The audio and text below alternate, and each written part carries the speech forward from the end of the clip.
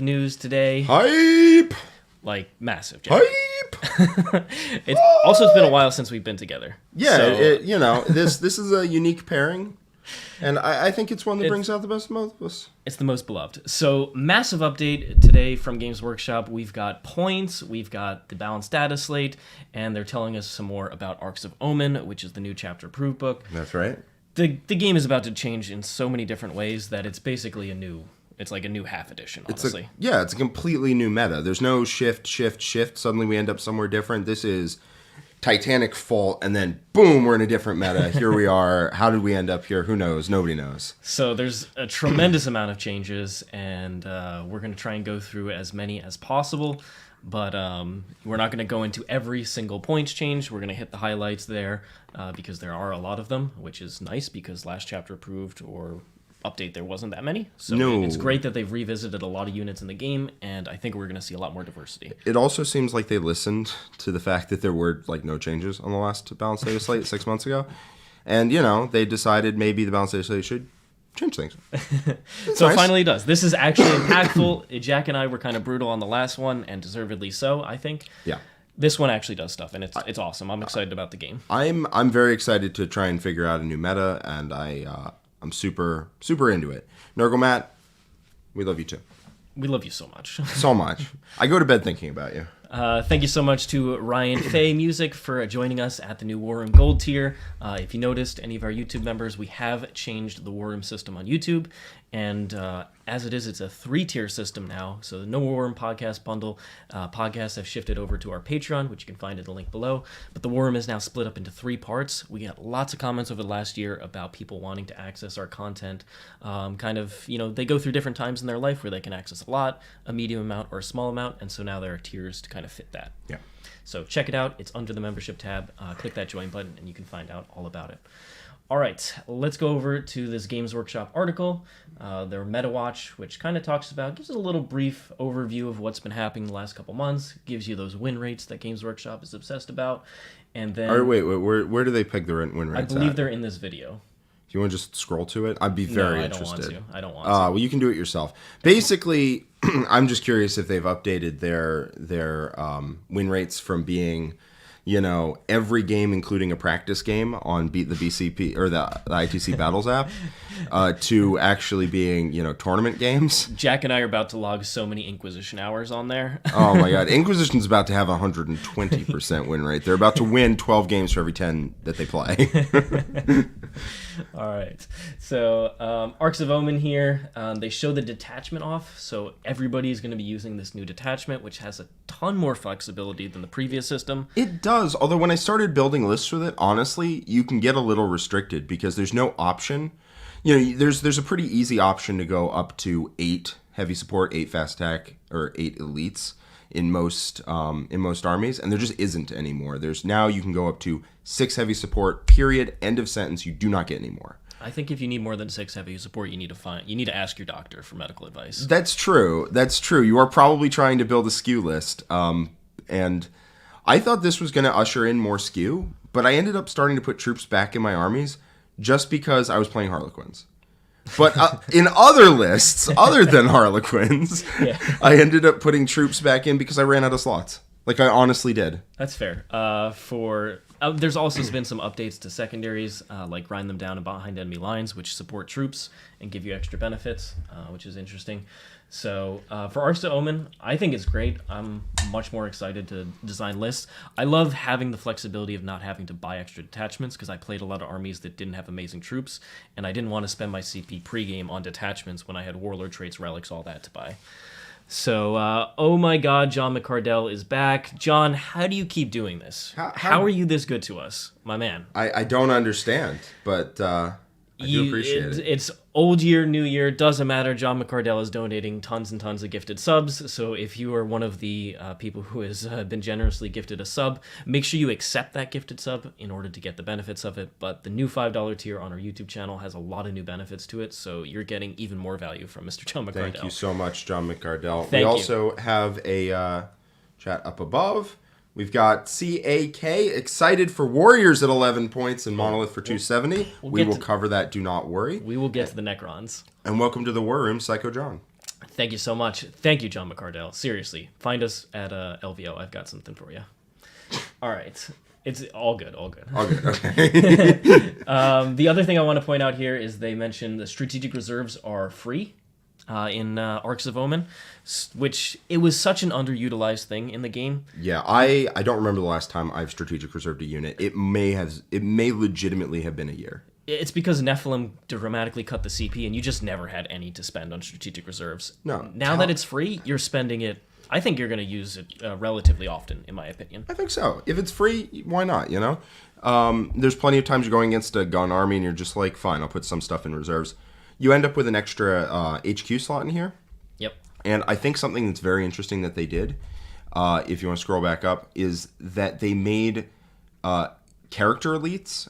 You get 3 of those. Now, it's kind of weird because a lot of character elites have a no slot thing where they don't take up a slot if you do X, Y, or Z. But the fact that this functionally grants you a couple extra slots just for the elite characters that always felt like they didn't really earn their slot, I actually really, really, really like that. Yeah. So going up to 4 HQs is nice. You know, 5 would be... Yeah, you could get up to 5. It was not easy. So this just kind of carries over the fact you could run double patrol or something. Yeah, it's all that all those battalion builds that were like, I just wish I could get a 4th HQ in here without spending command points. Now you can. Like Admech wanting to run Manipulus, Dominus, and double Marshal. Now you can easily do it. My eyes have glazed over completely, but I trust you that Admech players everywhere are screeching in Bin Heart code about it.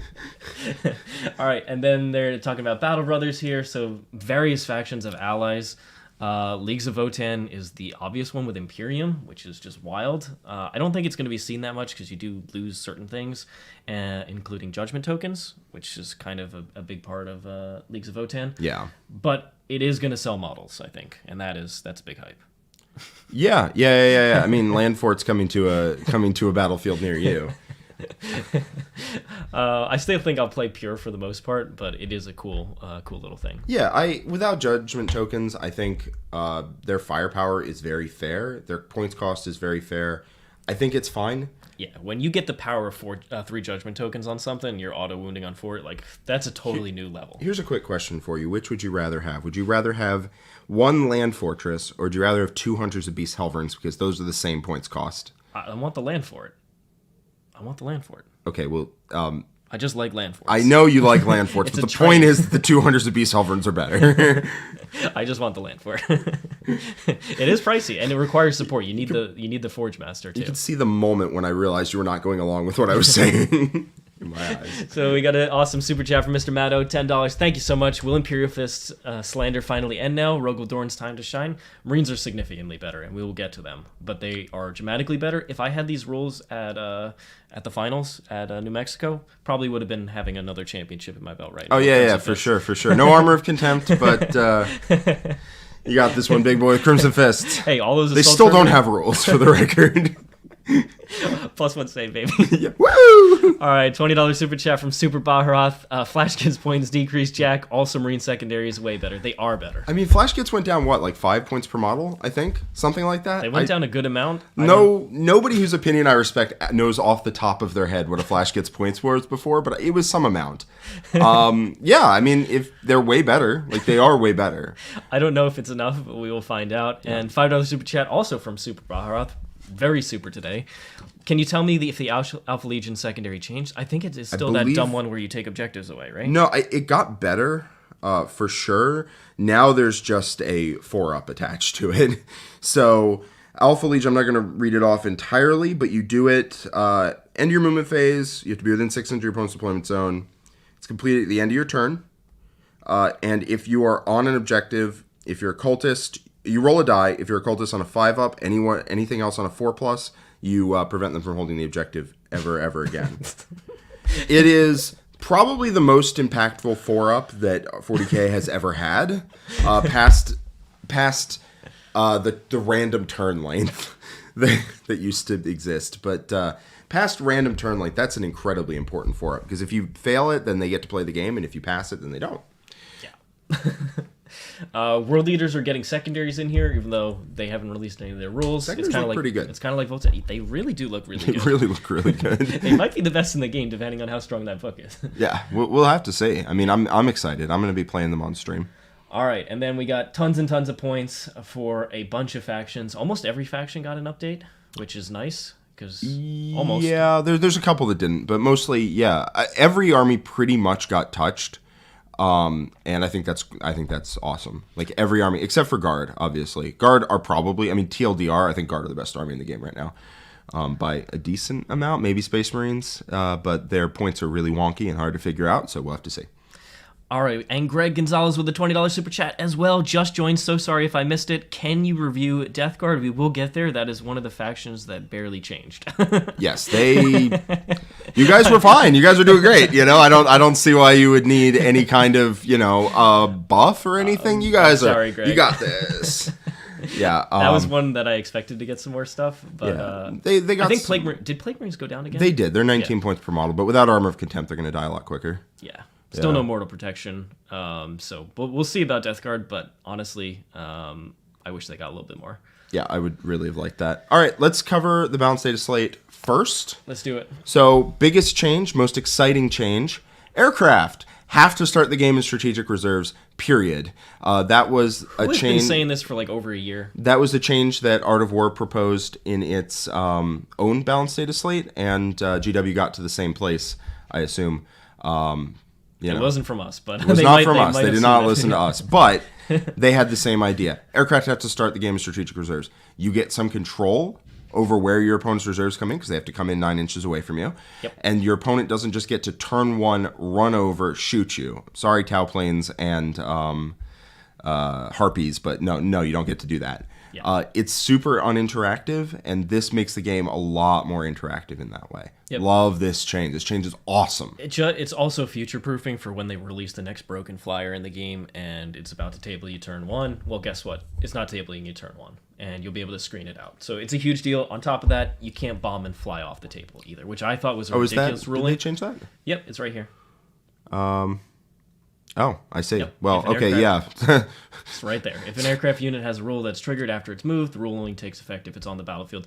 I thought this was obvious, so before they actually put that FAQ into effect, I never played the Admech bombers as if you could fly off and do it, because I thought that was silly. And then they were like, no, you could totally do that. And I was like, all right, done. Yeah. So I'm glad that change is done as well. It means that flyers, it helps those flyers where you didn't have access to redeploy. So now they don't just, if you go second, die, but they're also going to have more limited targets when they come in. Yes. I think this largely removes aircraft from most competitive lists, and I am not sad about that at all. I think aircraft were a toxic game design, like from inception, like from the time they came up with, hey, this unit can move as far as it wants, and it has a lot of guns on it, and it can just see anything at once. It's toxic game design, like super toxic and non-interactive, and I'm glad that they just said no, that doesn't get to exist. It's like indirect fire and planes were both. Doesn't matter what terrain's on the board, doesn't matter what your opponent's doing, they're dead. Yeah. And that was just bad. Yeah, you could honestly, like the really good Imperial Fist lists from 8th edition that had just a million indirect shots, you could hand that to a guy on his first day of 40k, and he would beat 95% of people he played against. I mean, it was brain dead. It was brain dead. and this requires the game to be a lot more interactive. Love it. I'm sorry if aircrafts largely got removed, but they were bad game design in my opinion. I just hope they go back and redesign aircraft. What I think they should be is more reconnaissance. They should be supporting the units that are on the battlefield rather than as firepower pieces by themselves. Yeah. Or as firepower pieces, but they should do something. I mean, this is kind of a more niche reference, but Drop Zone Commander has amazing aircraft rules. You have aircraft that go in on bombing runs, do tons of damage. You have aircraft that come in and shoot down other aircraft, stuff like that. Yeah, I never played it, but it sounds cool. It was super cool. You had to like maneuver your anti-aircraft pieces so they covered your army so that if they brought in aircraft, they got shot down before they got to do anything. And if you had interceptors, you could fly in and intercept the other planes before they got to do anything and kill them. All right, before we jump over to the other change that's missing from up here, which also started with an A and was huge, we've got Dakota Phoenix with a $2 super chat. Thank you so much. Thoughts on Irani, the Votann subfaction? I personally think that Amir is by far the strongest, and it's not really even close in my mind. The invuln in combat is huge. without the invuln in combat, the army is pretty paper, especially the poor armor save units. A 4-up invul on the land tanks, 5-up invul on everything else is just, it's crazy. But you can get a 5-up invuln from shooting against other stuff. With the Rampart Crest, it's just not in combat. And Mir gives it in combat, and it's such a huge deal because a lot of the best armies in the game right now have seen combat. Yes. You don't need the extra AP quite as much, so you can... Not anymore. It's not like... I will slap you on your hand. I won't ask you to hold out your hand so I can hit it if you run anything other than, what is it, Emir? Emir. But, yeah, probably Emir's still the best. Yeah, I ran Arani, and it's still solid. I just don't think that I think the invuln in combat is the most important thing. You need to keep your units alive with Votann, and if you don't, it's bad. It's real bad. Yeah. We've got Index CX. Thank you so much for your 3 months. With the new cost of aberrants... IndieX. With the new cost of aberrants and abominants combined with Armor of Contempt disappearing, do you think they'll be worth running? I have been doing a lot of GSC. Jack is actually playing GSC soon. Yes, I'm playing them next week with all the changes. They got a lot better, for sure. They went down, I believe, 3 points per model, which is super cool. I don't think they are still worth taking. I don't think they're worth taking now. Not still worth taking. I don't think they are changed to be worth taking. I think GSC got juiced quite a bit, and I'm excited for where they end in the meta, but I don't think aberrants and abominants are... I have 20 of them. I ran the old Muscle Beach list or whatever back in 8th edition. It was awesome. I loved it so much, but I think they're staying on my shelf. All right, and then we have Zlack Onion with a $5 super chat asking once more about the Flash Kits. Yes, we will get to Flash Kits and Orks. I still don't think Flash Kits are going to hit the table, but they're getting better. They are better for sure. Oh, see, you knew how much they were before. Interesting. Yeah. And then Super Baharath with another $10 super chat. Thank you so much. Can you take a moment to discuss the state of Chaos Space Marines? We're going to go into every single faction and give you kind of our high-level thoughts on each of them. Yeah, TLDR, I think CSM got hit pretty bad. Oh, yeah. And we're about to talk about one of the reasons why, is, guess what? Something that's not in the data slate. I hated it. I thought it was a really just silly rule that eliminated a lot of diversity in the game and really hurt a lot of the early codexes, especially, including Space Marines, which benefited from it. Armor of Contempt, it's gone. It was like Deathwatch killed the Kill Team Strike Force, got Armor of Contempt, but Armor of Contempt coming out is what killed that army. Because they just couldn't, they were all AP1 damage, and they were like, that's fine before, because here, take 1,000,000, but now that was no longer the case. Exactly. It's like, oh, my opponent takes 2 ups all game. This is bad. Yeah, it's bad. Not good. So Armor of Contempt is gone. That was affected all the different Chaos Space Marine armies, all the different Marine armies. It affected Sisters of Battle. It was huge. So now the only Armor of Contempt equivalent is Void Armor in the game, which is Leagues of Votann. And luckily, they have very few 2-up armor saves. Yeah, there's only 2 units that have that. Yeah, so AP1 is back on the menu, boys. It's back in a big way. Volume of Fire back. I mean, cutting ahead, there's a lot of free Storm Shields in the meta now on 2-up armor save guys. So you do have to be a little careful about that AP1 and 2 because a Storm Shield idiot in cover is still getting 2-ups against you. So just word of caution on that, but generally AP1 and 2 are now real attacks again. Yep, and there's a good amount of changes to Space Marines in general, especially to their war gear. That's going to make the units, even though they don't have Armor of Contempt, quite a bit more viable. Yeah. So yeah, sorry. And Space Marines can do damage now. Yes, they're gonna.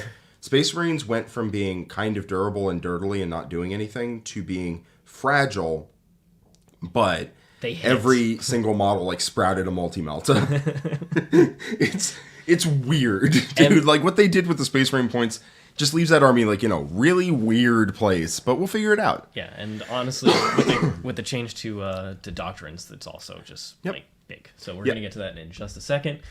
All right, Chaos Demons. Guess what? The unit that I played against every single week, multiple times a week. Yeah, I never did. You were last just the one. 3 months.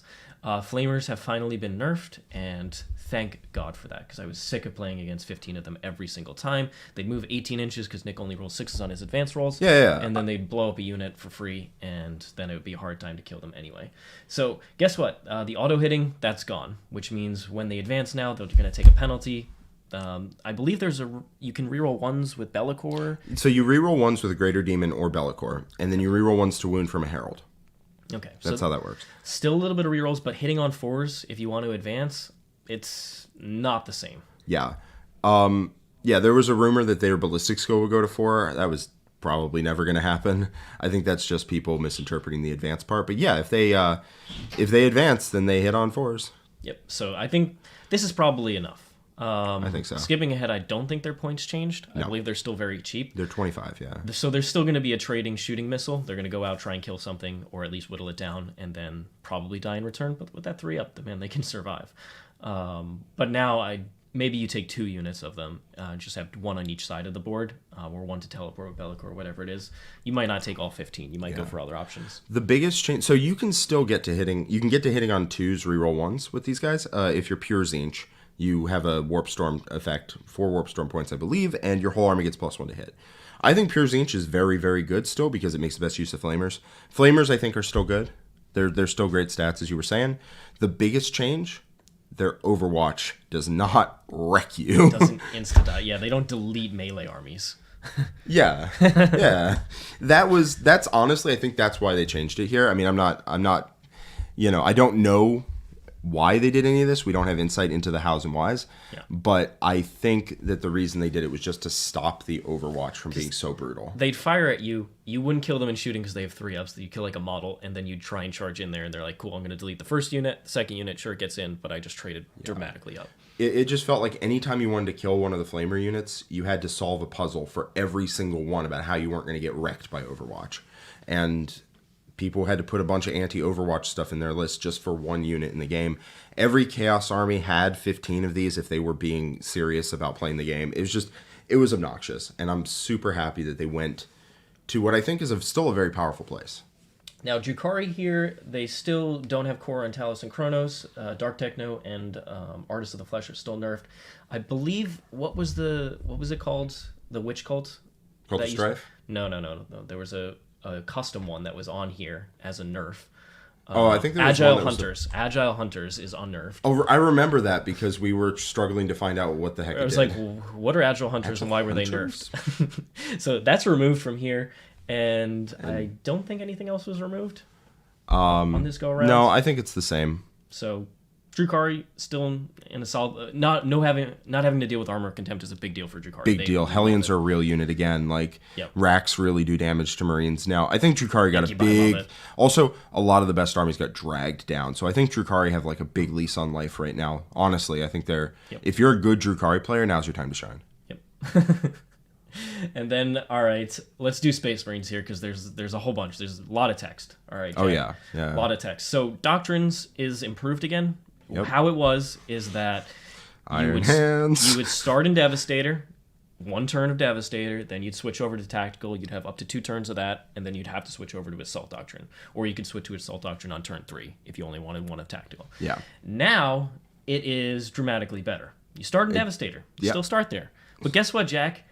If you want to stay there, you can just chill out in Devastator Doctrine. You want all those heavy weapons, all those guns, you stay there, baby. I'm that meme, right, of the Nom dog, of the dog that's been to Nom and like has seen the flashbacks of the helicopters going over.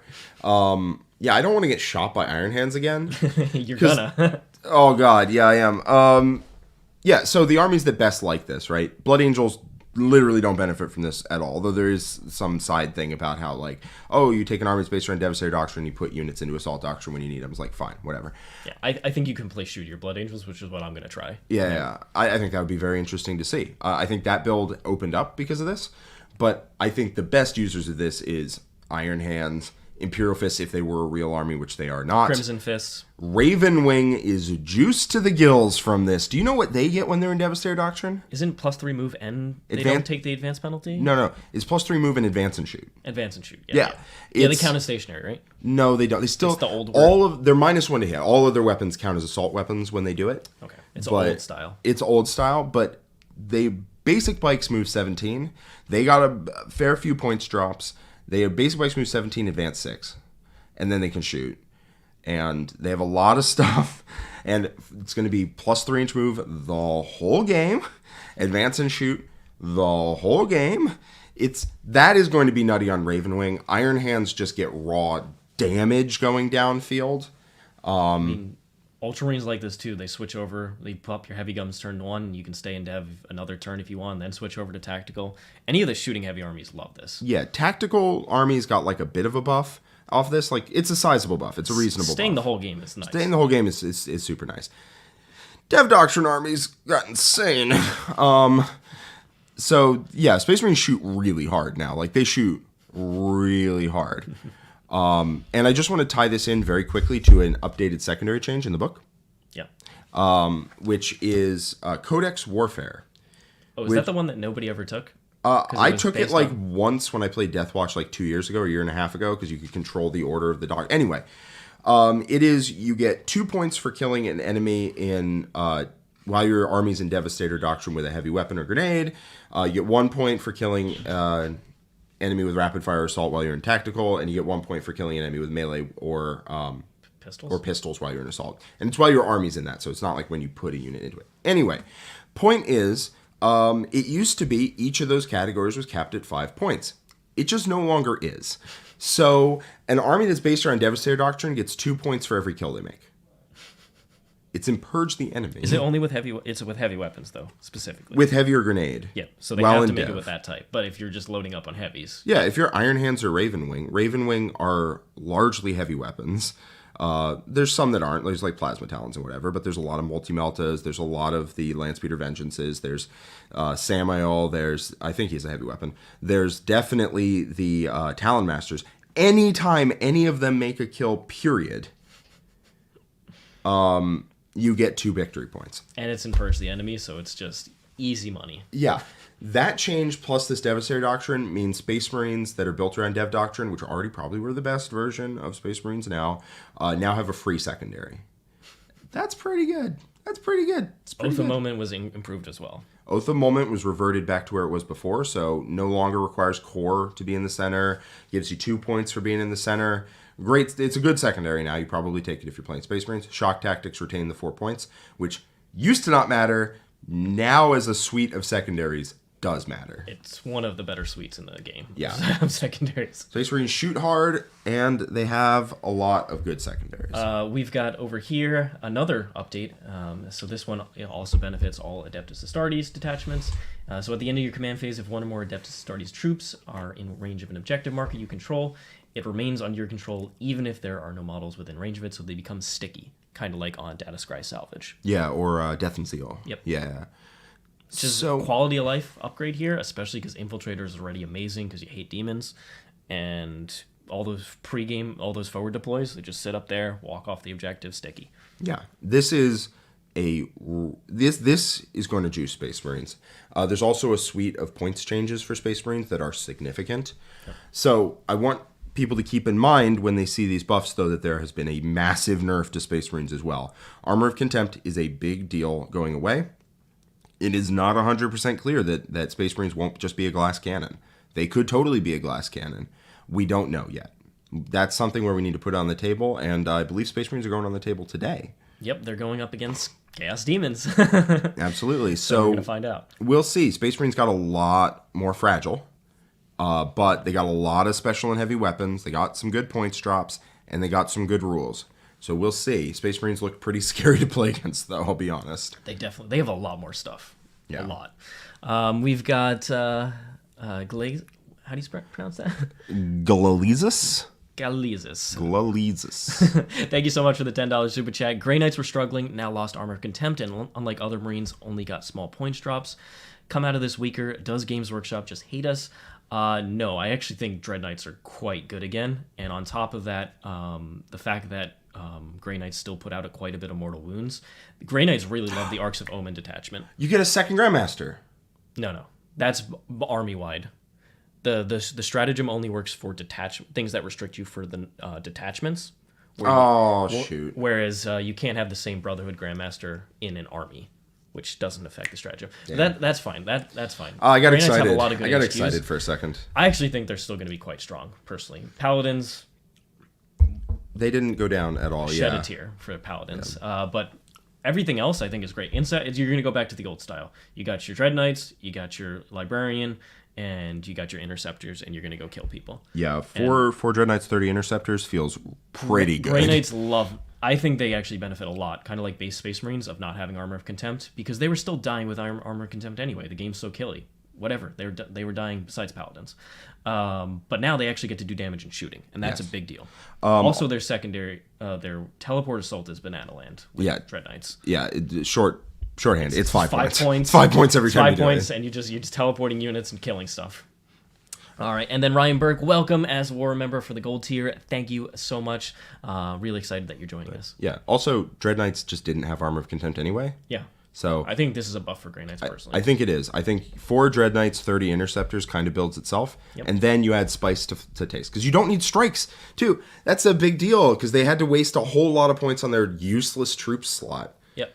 Like, they had to waste 330 points minimum if they wanted a battalion, and now that's just no longer the case. Awesome. Yep. All right. Yeah, I've been excited building a Grey Knight list, although I'm very sad about Paladins, because I love them. Yeah, I'd be interested to also try and see what I can put together. It's going to be very difficult for me to add 4 Dread Knights and 30 Interceptors to the list. I think I'll have to think about that one for a while. All right, Harlequins here. So Oof, Harlequins. So yikes. They got some of their changes were removed, and I wish they would just leave the change in here, but cross them out in red or something just to show you. But I believe it was so the Death Jester one. So the Warlord trait, Favored of Chegarak or something, Blessed of Chegarak or whatever, that let you turn a die to a 6, and then they nerfed it and said it only works in melee. That is removed. So now that Warlord trait stacks with Harvester of Torment to let you get an auto 6 every time you do it. Fantastic. That Harvester of Torment has been nerfed in points to a fair level, I think, if you combine it with the Warlord trait. And then the other one is that Mirror Architect is now completely back to book. And Mirror Architect is pretty broken in the book. It's the aura of you count as 6. You count as 6 inches further away at all times. It's an aura, and it applies to everything, including vehicles and characters and everything. Yeah, it had become a command phase. You pick a core unit. You pick a core unit within 9. Now it's everyone within 6. It did go up in points, but it's bananas. It's like 60 points, but it's still utterly automatic. I think you build your army around it. It's that good. Like literally, the reason in my mind to go light at this point is because they have access to a relic or maybe a warlord trait. I think it's a relic. Yeah, because player light's a warlord trait. Access to a relic that extends their auras by 3 inches. Yep. And taking that aura of Mirror Architect from a 6 to a 9 is literally something I would build an army around. Yep. Wow, we have quite possibly the thing that keeps me up at night. We have Hyper Nick in the war room now. Welcome, Hyper Nick. You'll be joining normal Nick here. Thank you so much. And then, Sluggish Nick. Okay, Harlequins actually do get a nerf though. They got a and they needed big one. nerf. Big one. So boom, right here, just -1 to their invuln saves. Yeah, that's I think a little much. I don't know. With Mirror Architect, if Mirror Architect didn't get buffed, then I would say probably is a little on the harsher side. But with it being buffed, like, I think this is totally fair. I think Harlequins are still so fast. They're very fast. I worry. My concern, right? 'Cause I thought about this a little bit over the last day or two. My concern is that it turns Harlequins into kind of a boring army, where you don't try and ever fight your opponent. You just try and score your points and run away. Because I think that if you get into a slugging fight and your invulnerables are one worse, you just can't win. Like, you can't try and outshoot somebody because you put your army within 6 inches, shoot them, they kill you. Like, you can't try and outfight people because all your troops die like that. That's what I'm concerned about. You can hit people first, but generally coming out of boats, you don't hit super hard. I think what they could have done was say troops have a 5-up invuln, and I think that would have been a good I think the change. boats were still too strong. The boats are pretty good. I'm not gonna lie, but I think a 5-up invuln on them is. They're supposed to be they're not supposed to be one of the more durable armies, fast and have great secondaries and just all this. Like, they just had everything too good. They were really good, and Games Workshop tried to hit them over and over again. I mean, they tickled them, I think, was more to the point, and they never dropped really in win rate. I mean, they dropped from like whatever absurd thing that 9 Void Weavers had to this, but we're at like 60, I think. Yeah, something like that. Very good army, needed a nerf. I worry this might be too much, but I have no idea. We will see. I am playing them tomorrow. On dense terrain, I feel like they're totally fine because they were trading anyway. Just as a trading army, this doesn't matter. I was killing every Harlequin that I saw anyway. Sure. I mean, when I played them to Chicago with the large troop units, you would stack things to try and make them actually difficult to kill, which is fair because they were expensive. And I don't think you can take that unit anymore. Fair enough. All right, let's go ahead and move on to... Yeah, so Death Guard only kept the OBSEC on their Terminators, nothing else. I think they just forgot Death Guard exists as an army. I mean, that would explain this, right? So Eldar Craftworlds kept most of their nerfs, but the one that they didn't keep was for Fire and Fade, which had become once per game. The stratagem to you go ahead and shoot, and then you move. Well, guess what? That's just unlimited again. Yes. Which means it's going to be used 5 turns out of the game. It's still 2 CP, probably more like 3, but you're going to hate it every time it happens. You're going to use it often. Yeah, it's gonna suck literally every single time it happens for you playing against it, but as playing with it's gonna be awesome, I guess. Now, good thing is Hawks were nerfed quite a bit. So oh yeah, oh yeah. Probably shouldn't be getting the triple whammy of Hawks, Baharoth, and the Fire and Fade unit. Yeah, Baharoth also didn't change. He in fact got better in the FAQ. Yeah. Because he can now. I mean, we're not gonna go over every single FAQ in the game that dropped, but he got a change where they FAQ'd that if you are base contact with an enemy, you can still leave. So your opponent can't interrupt base you, prevent you from leaving, kill you on their turn. It's a big deal. Chaos Space Marines. They did get a nerf in here, and that is to Fabius Bile. The Fight on Death is on 4-ups now, and that is kind of fits with the Dark nerf. Just full Fight on Death is very strong. You kind of saw that with the Votann Berserks. They just got tons of points increases. Yeah, they got instead of going off on a 4, 11 points of point increases over this in the last one. Yep. Yeah.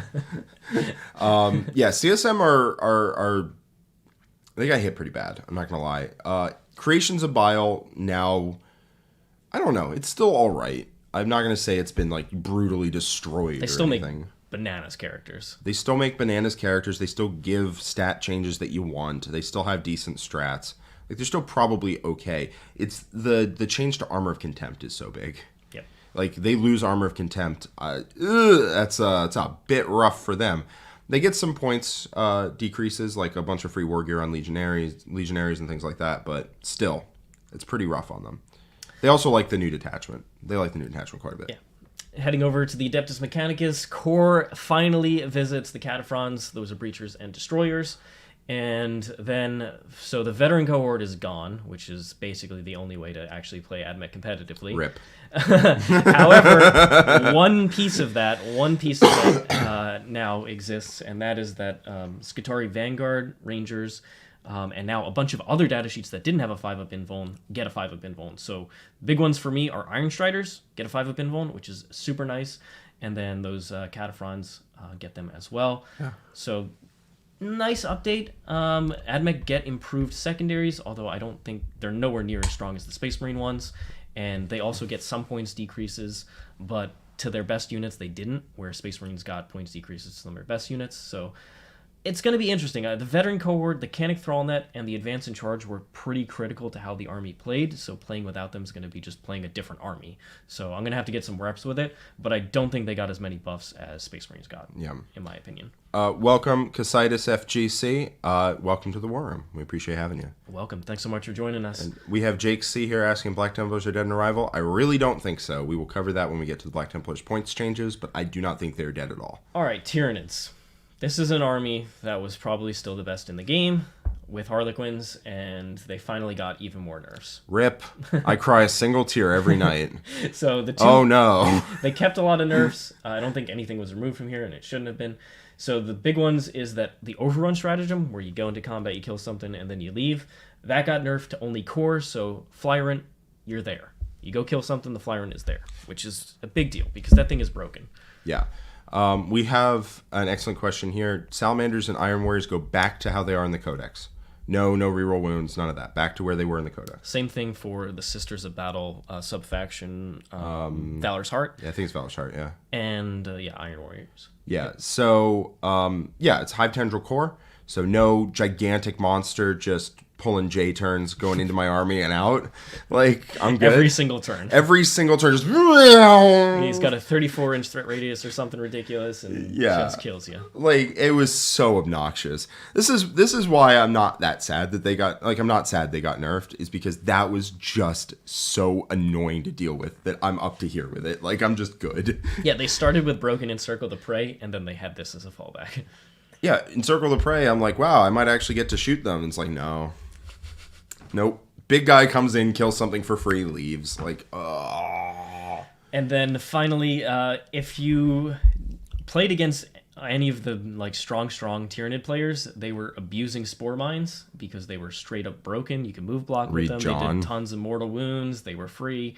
Now they're not free, and that pretty much kills them, which is good because they were broken. Something I need to point out is they couldn't technically move block, and then GW was like, all right, that's good to print. They can't move block, go.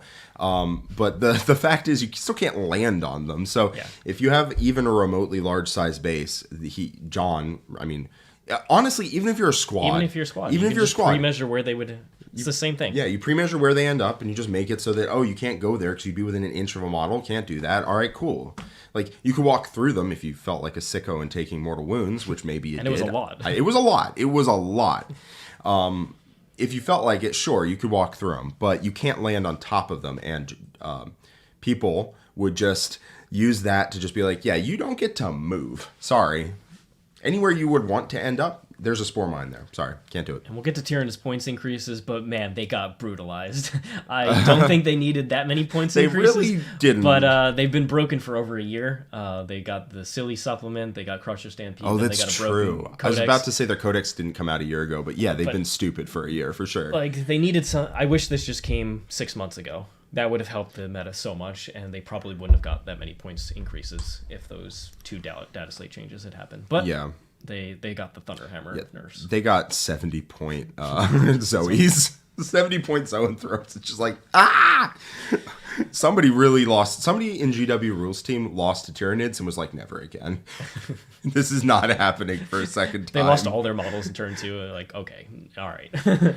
Somebody else on the Rules team sent in Reaper of Obliterax Flyer and was like, wait a minute, this rule says I can just leave. And they're like, surely that's not correct. Surely it says core, right? And they're like, I don't see core here. Zoop! And then we got Sisters of Battle here. So they lost Armor of Contempt, of course. But they did keep their extra Miracle Dice, which I think is totally fine with them. Super fine. Heading over to the Necrons, they kept their change to how protocols work, and then their changes to the core. It includes that previous update where the Silent King doesn't benefit because it excludes characters. Same for the Command Barge. But they did get this nerf here, which is that the Custom Dynasty, you can't pick the OBSEC one and the pregame move, for instance. If you pick the OBSEC one, it's just OBSEC. I think that's fair. Which means I think you just go to Nihilak, which is it's the actual Dynasty that gives you objective secured. And you just take that because it has extra rules. The OBSEC dynasty is dead, and that's fine, I think. Yep. I mean, it's still one of the stronger ways to play Necrons because having OBSEC on everything is just amazing. Yep. Still keys into their secondaries. Their secondaries changed a little bit, but not a lot. They lost Code of Combat. They lost Code of Combat, but I think that was kind of trolling to take anyway. The Purge the Vermin got worse. It's true. It got like one Aeons got worse as well. So Adeptus Custodes. Jack, you've been asking for them to remove some of the Dataslate things, and they finally did. I feel real good. I want to put Custodes on the table again. What I like about these changes, so here's the changes, because you can't actually see them here. They are lost to the ether. The changes are, first off, core infantry units gain OBSEC. That's super dope. So now there's basically no reason to take Spear Guard or Shield Guard, basically. Shield Guard, like, I could see it, but whatever. Basically, you take Wardens, I think, or Terminators, or whatever, if you want infantry, because they gain OBSEC and Arks Omen's Detachment. You're not required to take troops. Whatever. Bigger change is all of the stratagems that were limited in use to just one a game are now unlimited use. Turn off rerolls, transhuman, the switch what kata you're in, and also the esteemed amalgams out of Emperor's Chosen to switch what shield host you were in. And I loved those last two, and I hated that they got changed because you could use them in like weird little unique circumstances, but now you just wouldn't. You know, the esteemed amalgams just turn into once a game you fall back and charge because you turn Solar Watch. You're not going to use it for anything else because you need to save it for the fallback and charge, whatever. Now you can use it as many times as you want, which means they're still tied to infantry, right? Esteemed amalgams and the kata one. Esteemed amalgams is on anything, including like dreadnoughts and vehicles. Fine. The kata one is tied to things that have kata. Fine. But the other two, Arcane Genetic Alchemy and Emperor's Auspice, to turn off rerolls and to become transhuman, still infantry, right? Because I wish it was infantry and bikes, because I think the bikes were left a little out in the cold on this one, but Yeah, you get to actually play with your infantry. You get to play with all of your strats. You get to actually have a good time without their strats applying to vehicles, which is the point where it gets a little stupid and might be the best army in the game. Their secondaries still aren't great. They're, like, fine, I guess. But they're not great, so I don't think the army gets, like, crazy or anything. I think it probably maintains the same win rate. It just becomes a lot more fun and enjoyable and rewarding to play, and that's what we're looking for. Yeah, increasing the diversity of the armies that are kind of in the middle. Yeah, exactly. Because it was just not fun to play Custodes. You had one build that got old a little quickly, and you also had to drop a lot of money at Forgeworld for. Now I think an infantry-based Custodes army is not only viable, but I think it's, like, good. I think it could be good. Yeah. And I'm excited to see that. You know, still want some Caladiuses, though. I'm not a monster. Yeah. I like Venatari a lot now. They did get better. They got... no Armor of Contempt existing is a huge deal for them, too. Orks. We've got, I don't think anything changed here. I think it looks the same to me. Same as the previous. For Tau. I believe that also stayed the same. Yep, same exact thing. And I believe that is it. So that is the balanced Dataslate. We're going to go back and do the little super chats right now before heading over to the points.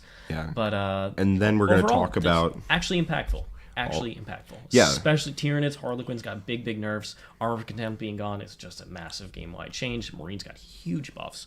Yeah. Wow. They got huge buffs, but it was a huge nerf, and I'd be excited to see where they come out on balance. Probably more powerful, because they do some stupid things now. But they are way more fragile. Like, they're not just a little more fragile. They are way more fragile. All right. If you want to run us through these super chats. All right. So, Custodes FGC, welcome in. Joey Laguna, welcome to the War Room Gold. Glad to have you here. All right. Shackleton Mangrum, a basic Ravenwing army drops 250 to 300 points. Nice. Yeah, Ravenwing is... Nice. Ravenwing is juiced. Ravenwing, I think, is the best Marines, although it could be Iron Hands. I'm not sure. It could be Deathwatch. Like, all of this requires testing. I have not put this on the table a single time. I barely thought about building lists, so I'm excited to get started. And I'm also excited to see what the community builds, because the community is way more people than we are, and so they will find things that we will not. Yep. Brother Tobias says, "Rip Death Guard." They might be one of the worst armies in the game. I think they're the worst right now. I think they're the worst army in the game right now. They didn't get any buffs. They went down like 2 points on one model and on one unit, which, fair enough, is one that they're spamming. But they also lost Armor of Contempt, and they stayed where they were. I don't understand this at all. Tim G says, "What faction do you take to LVO, and what faction wins if not yours?" Well, you're not going to LVO. I'm not going, but if I was going to go in this meta... Yeah, it's an interesting question. I don't think it would be Admech, unfortunately. If they kept the veteran cohort, I'd bring Admech. But you love your Admech. It's probably Tau. Tau are pretty good in this format, I think. I think you have to be a good Tau player to do well with it, but if you're a good it fits Tau my player, style better. Yeah. I hated playing with the planes. I personally have no idea what I'm taking to LVO. Just none. This meta is so shifted, and I haven't really had a chance to put it on the table that I'm going to be excited. Who am I kidding, Jack? It's Crimson Fists. Crimson Fists! Let's go, Pedro. Go, Pedro Cantor. I think he went down in points. He did. Like 15 points. But yeah, I have no idea. I mean, Ravenwing seems real good right now. Iron Hands seem real good right now. There's a number of armies that were kind of being kept down by Armor of Contempt that are looking real hot. But I honestly have just no idea where the meta is at all. Full stop. No idea. Then we've got John Apocalypse with a €2 super chat. Thank you so much. Or £2. And have you ever seen any good Dalioth armies? I'm still searching for them, honestly. Yeah, you can build a good Dalioth army, but not because of any of the rules that Dalioth gives you. Yeah, they have a good strat, which brings stuff back into reserve, which is very cool. Well, that's cute, yeah. But overall, when Alien Auxiliaries finally get their own like supplement or special set of rules, that's probably when Dalioth will become good. But I would take every other sub-faction, including Viorla, before I take Dalioth. Which is saying a lot, because Viorla is terrible. Yeah, Dalioth, not good. Is Dalioth the one that gives Kroot the ability to... They count for having marker lights. They could waste your marker light. That's the Warlord trait, because somebody mentioned it during the best Warlord traits in the game thing. We're like, get out of here. But their actual trait is that they get like Mont'ka and Kauyon. They count as in cover depending on distance, And yeah, I think they get tactical philosophies for those. Wow. It's so bad. Oh my god. Then we got Nexus 4. Thank you so much for joining us in the gold tier. We really appreciate it, and can't wait for you to enjoy all the content in there. And then Dakota Phoenix with another $2 super chat. How does this compare to the Dataslate in October? Night and day. If you want to just go listen to that one again, Jack and I brutally hammered it as a complete waste of paper. It was like they barely changed anything. They changed Tyranid warriors, and that's it. It was only in Leviathan too. It was so disappointing because we were expecting a lot, and if this one happened then, I think people would have been so much more happy, and less changes would have had to been made now. Yeah. But anyway, they were made now, and this set is awesome. This set's great. I'm incredibly excited to see where things shake out. Like legitimately, I think about this every night. No, I have no idea where things are shaking out. And then Eric with a $2 super chat. Thank you so much. Any hope for Grey Knights in the new meta? I do think there is hope. I think it's a different style than I was playing, but I think it is a very strong style because Grey Knights once again become a triple threat army. Yeah, good in every phase. Yep. They're good at a variety of game plans. I think Grey Knights are quite good. I actually do want to test them because I think they got better. They got points drops. They got Lost Armor of Contempt. But again, Dread Knights didn't have it. So that's fine. And I think Dread Knights are still the best unit in that army. And you take Interceptors. You were dying in the open anyway, but now you actually get to kill stuff? Yeah, I literally was just trading my Intercept. When they went out, they were going to die. Even with Armor of Contempt, didn't matter. So, same thing. I don't really care about that. Now there's a reason to take Sanctuary, though. All right. Let's go over to these points. So starting with Space Marines, like we said, we're not going to go through every single points change because there's a lot of them, especially for Marines. But pretty much every HQ went down some amount of points, between like 5 and 15. The basic troops almost all went down besides tactical squads, but their war gear became free, which is a theme you're going to see throughout. Yeah, there's a lot of that, So, like, except for one unit. There's Infiltrated. one unit that kept having to pay for every points cost, and it's the Command Squad. The Command Squad is the saddest thing I've ever seen. Nobody was taking it anyway, and they don't want you to take it. They want you to take the champion, and we'll get to him. Yeah. That guy's a beast. Yeah, you love the champion for good reasons. I love that champion. So Infiltrator squads, 20 points a model. Hell yeah. Sign me up. Especially with being able to sticky objectives. Also, you get the free Helix Gauntlet on them. Yeah, free Helix Gauntlet. Oh, I love them. Yeah, remember, we lost have to- Armor of Contempt, so you don't this have is to not take pure troops. points drops, it's an exchange. But, you know, the troops all go down, which means you probably still want to take some.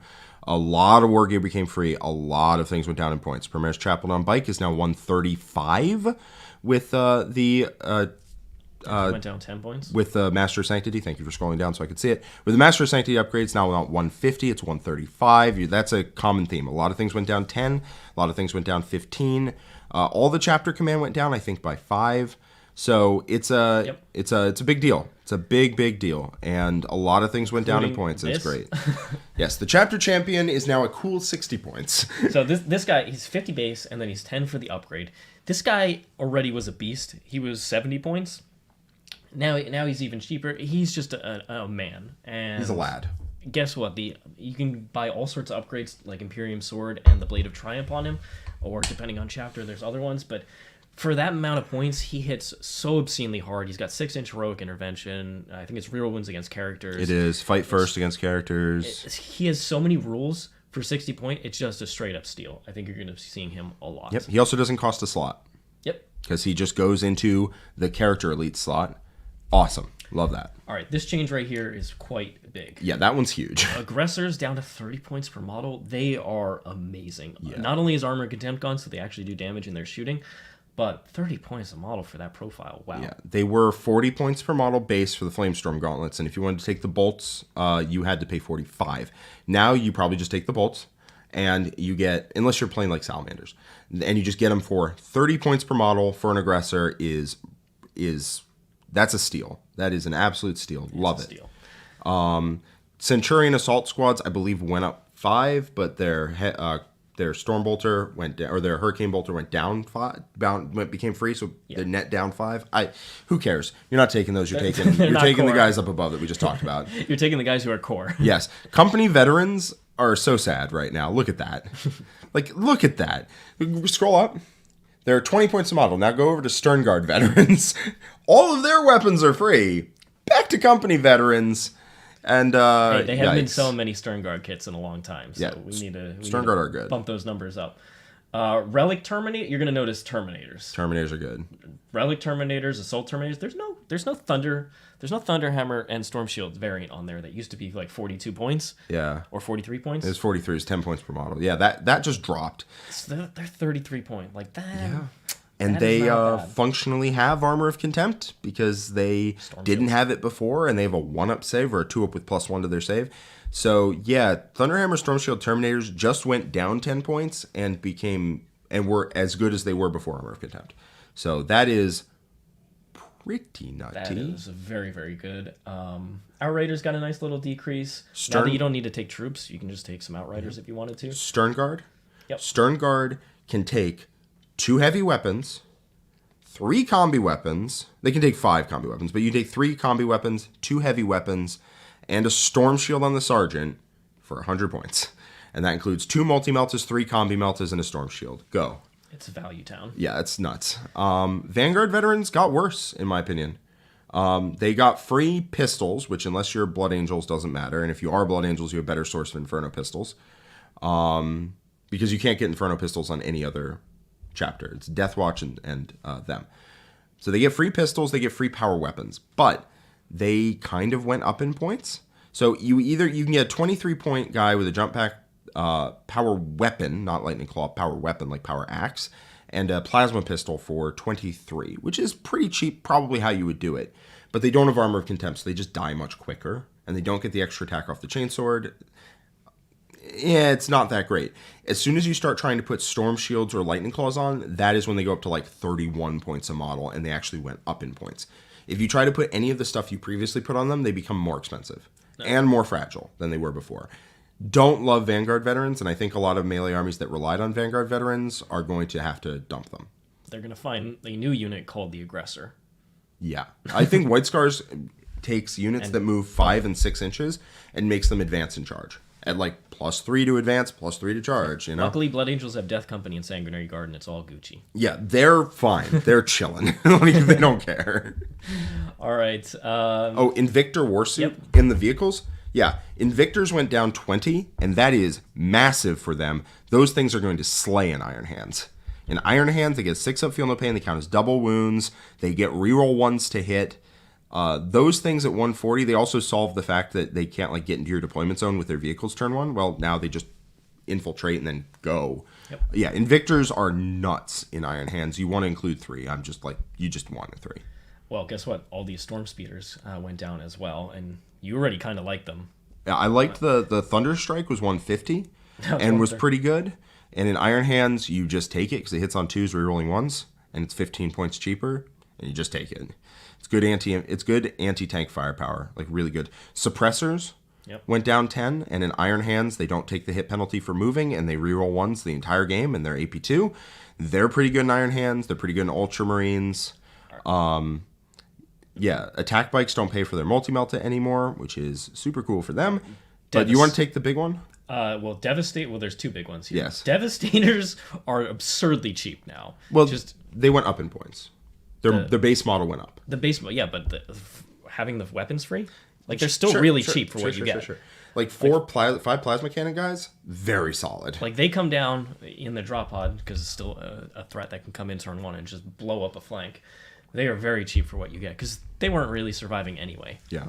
125 for 3 grav cannons, 1 multi-melta, and a cherub, so you can double fire the multi-melta hit on 2s in Iron Hands. Pretty good. It's very good. Pretty good. Very good. Well, guess what's also very good? This thing down here at 125, the Gladiator, which you've probably never seen before. That thing is now cheap enough to spam, and that's the point where it's like, oh, this is not okay in Iron Hands.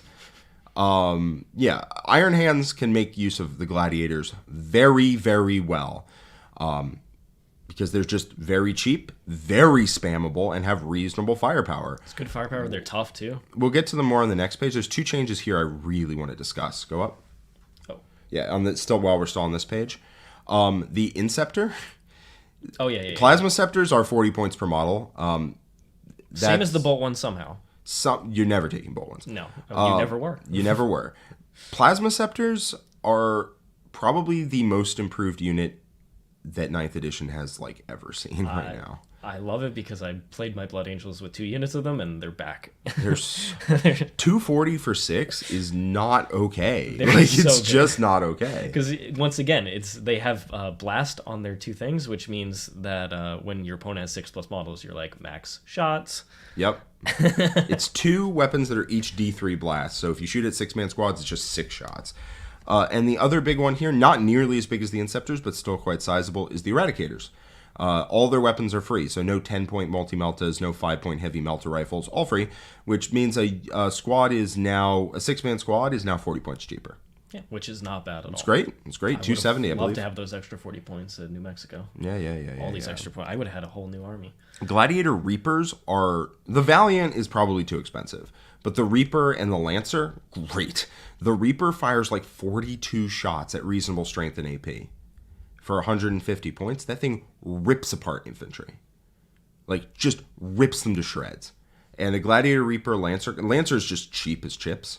And has a decent anti-tank weapon that hits on 2s, and if your Iron Hands re-rolls those. If your Iron Hands, Gladiator Reaper, and Lancer is your best friend. Welcome, Jonas. Welcome as a war member at that gold tier. Thanks so much for joining us. All right, Jack. Hammerfall Bunker. I think that's the most impactful change on this. It gets to fire a heavy bolter at every unit in range. Except it will never do that because nobody will ever take it. Impulsor gets a nice little decrease here, and all its upgrades are free. Yeah, so that's pretty solid. Pretty buff. good. Razorback, all free weapons. Yep, repulsors went down as well. Yep, that makes them where you can include them, and that's pretty good. Predators get all their weapons, all their sponsons and stuff for free. Yep. Which helps quite a bit. Not las cannon sponsons, but the heavy bolters and all that free. Let's get to Black Templars. We had a comment about that earlier. Yep. So character's nice, all going down. That's value. All going down. Helbrecht at 140 is ludicrous. The Primaris Crusader squad, all of them went down 2 points per model, and their war gear became free, and their war gear did cost you.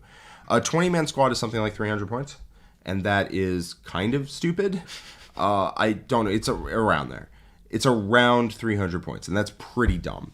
That's just a price point that means that you just spam like 80 to 100 bodies on the board, and like, what is your opponent supposed to do about that? Like, real talk, what are they supposed to do about it? Black Templars, Armor of Contempt was kind of not a big deal for them. It was kind of a side grade because they were relying on that 5-up invuln and a lot of bodies to be annoying. And now you can just be like, hey, I have 100 dudes that all have a 5-up invuln, and they're all in your face, and they're all cheaper, and they're all obsec, and they all sticky objectives. Yep, they can be transhuman. They can be transhuman, 5-up feel no pain. This is very annoying for you to deal with. Please try. Grimaldus went down. He's awesome. Helbrecht went down. He's awesome. And also, the units that they really liked from base Space Marines went down as well. They like aggressors, they like inceptors, and they like eradicators quite a lot. And all of those went way down. So if you are a Black Templars player, honestly, I feel like this breathes new life into your army, even if you will be spamming 120 bodies to a table near you, you know? But whatever. You ready for this? Yeah. Blood Angels. Mephiston. You gotta insist on Mephiston. I'm always insistent on Mephiston. Extra slot in the Arks Omen detachment, and he's 125. He's just a steal now. Yeah, he's a missile by himself. He's in my list. Yeah. Death Company. Yeah, so they went up 2 points per model. This is probably where I spent the majority of my time, is on the Blood Angel points changes. They went up 2 points per model, which is totally fine. They still pay for the jump pack, totally fine. They now have a lot of free war gear, like a lot. The Power Fist went down 5, Thunderhammer went down 5. So if you buy either of those, they got cheaper than they were before. But they get free power weapons and free pistols, and all of them can take them. So Death Company with a Power Axe and an Inferno pistol is 23 points. A squad of 5 of those is 115. A squad of 10 of those is 230. That is spammable. That's ludicrously cheap. And the squads with the Thunderhammer, which you probably include 1 just to keep people honest in their deployment so that they have to avoid getting just like, hey, boom, turn 1. That squad went down. It used to be 165 for 4 hammers. It's now 165 for 5 hammers. 155 for 4.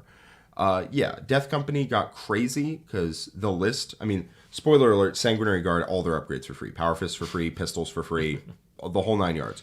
The list literally just sprouts 40 Inferno pistols out of nowhere. And and on top of that, you can take the good data sheets in base Space Marines as well, like Interceptors, which Blood Angels can make good use out of. Yeah. And then the final thing people might not notice, not that much else went down other than Mephiston, Death Company Wargear, Sanguinary Guard Wargear.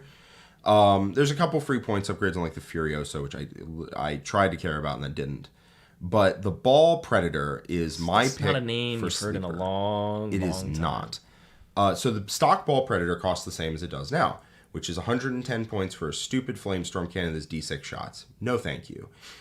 If you wanted to upgrade it to be halfway decent, it was about 150 points, and that was just a complete non-starter. At 110, what you can get is a Twin Assault Cannon, not bad, 2 Heavy Bolters that were previously 15 apiece, and the Twin Assault Cannon was 10, and a Hunter Killer Missile and a Storm Bolter, all for 110. That is a cheap and efficient infantry killing machine, and I would not be sad to see...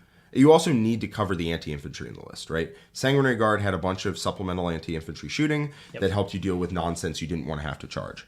Well, now they all have Inferno pistols, which is a blessing, but also a curse, because you have to kill those infantry that you don't want to charge with your expensive units. Having 2 or 3 Ball Predators just running around going brr, brr, brr, brr, at any unit too useless to charge is going to be very nice. It's going to be very nice. I think Ball Predators could actually make competitive lists. Speaking of making competitive lists, Dark Angels, they got, once again, a lot of their characters went down, including good ones like the Ravenwing Talonmaster. Samael, the Talonmaster, the Deathwing Champion, or the Ravenwing Champion, the Ravenwing Apothecary, all went down. Yeah. So did Azrael. Azrael is also pretty good. He's darn good. Darn good. So the biggest thing here is in this section, over this area. Yep, and the Landspeeder Vengeance. Yeah. The planes no longer exist. They don't get to start on the board, whatever. But they went down. Go down like 40 points. They did go down a lot, which was fair. The Ravenwing Ancient Apothecary each went down 10. The Ancient's useless. The Apothecary's not. The Champion went down 10. Awesome. Love that guy. You take him. Ravenwing Black Knights went down 5 points per model. And their Corvus Hammers stayed free. So with the changes to the detachments, Black Knights are really, really good. Because they stay in plus 3-inch move, and they stay in advance and shoot the whole game.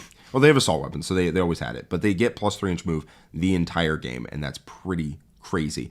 It also combos well with the rest of the list. Black Knights, heck, they have Combat Squad. You can very easily take 20 or 30 and Combat Squad them into that many 5-mans, and it's pretty ludicrous. The Landspeeder Vengeance went down 10. That model is pretty crazy, and I think it also got a free upgrade to an twin assault cannon over a heavy bolter. Dope. Yeah, Ravenwing mostly got juiced by the doctrine change, which, yikes, they're so fast and aggressive and shooty right now. They really are. They're going to stat check a lot of armies. They really are, yeah. They go first and they just shoot you. I remember that. I remember playing against it like 2 years ago. I don't want to play that. I don't want to play into that. That goes first and just hits me. Thank you, no. All right, speaking of another army that got a lot of decreases.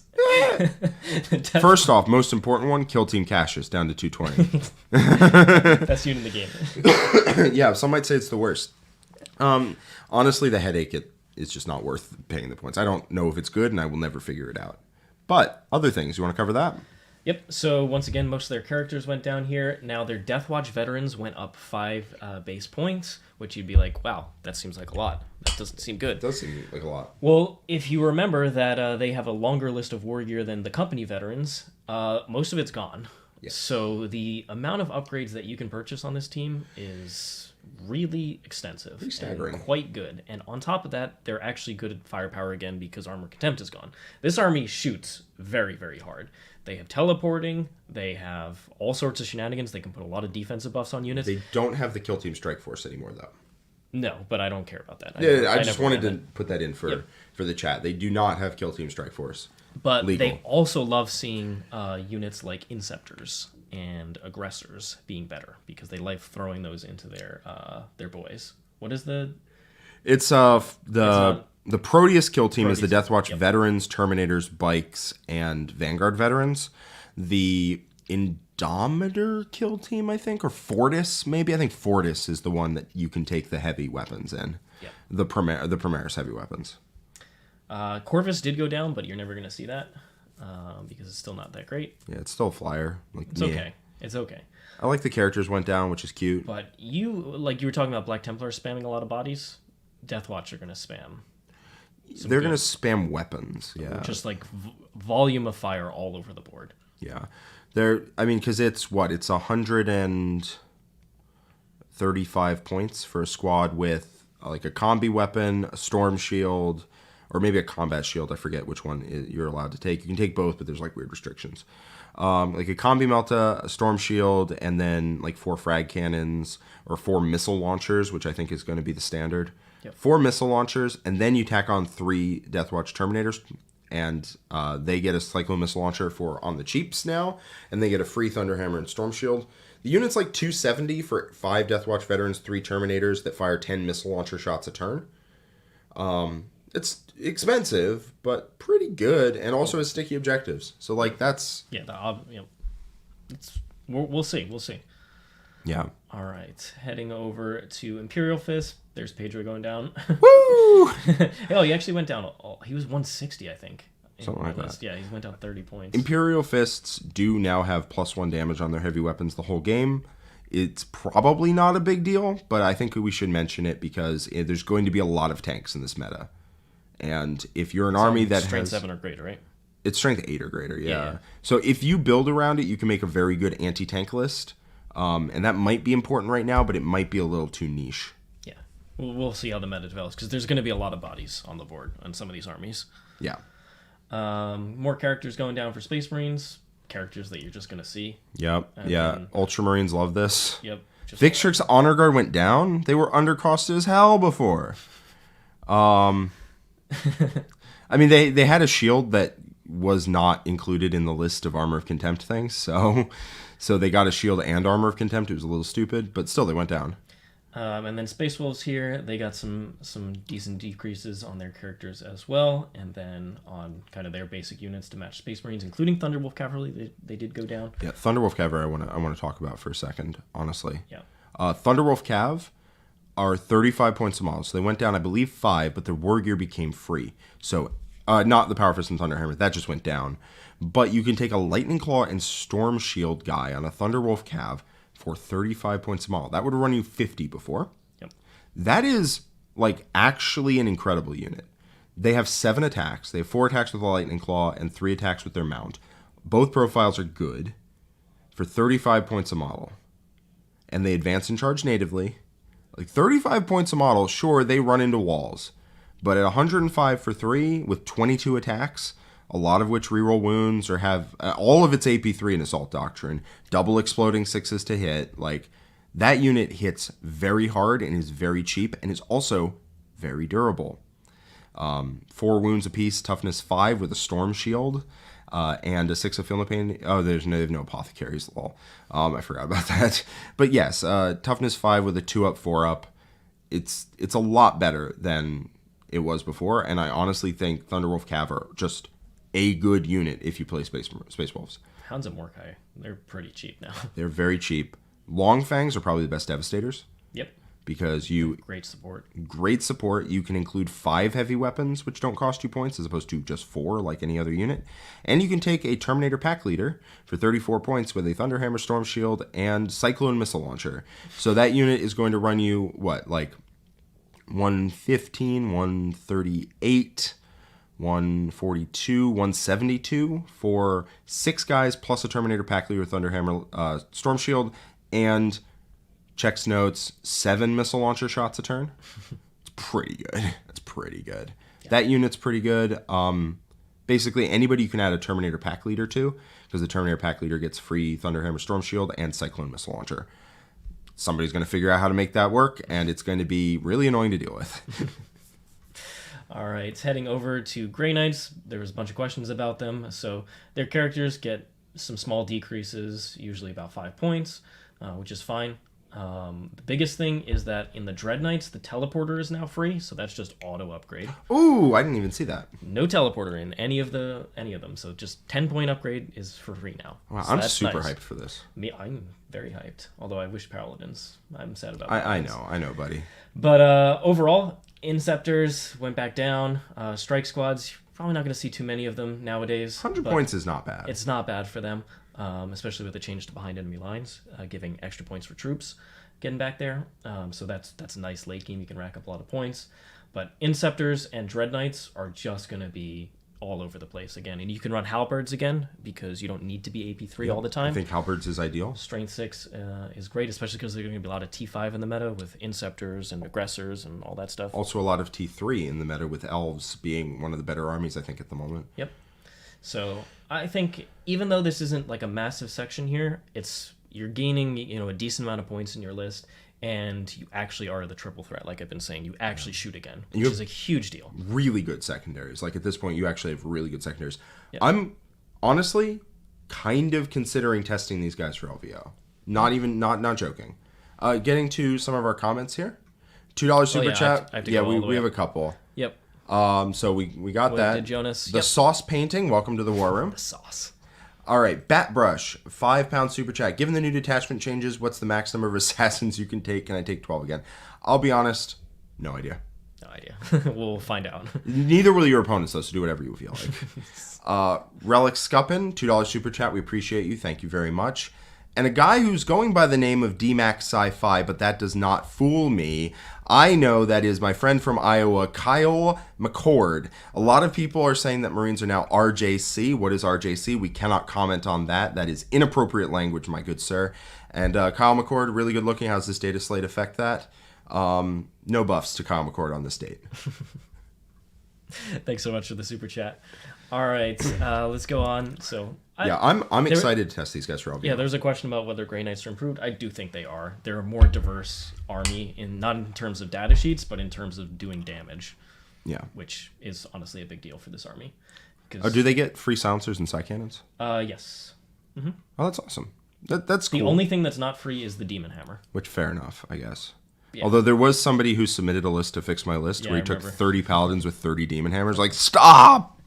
Or he may have only had 10, but still, it's like... I think it was 10. At 30, it seems like a lot. It was 10, and then he took 12 heavy weapons. It was wild. Heading over to the lovely Sisters of Battle, I think Repentia, the only thing that went up, 2 points per model, Repentia are silly.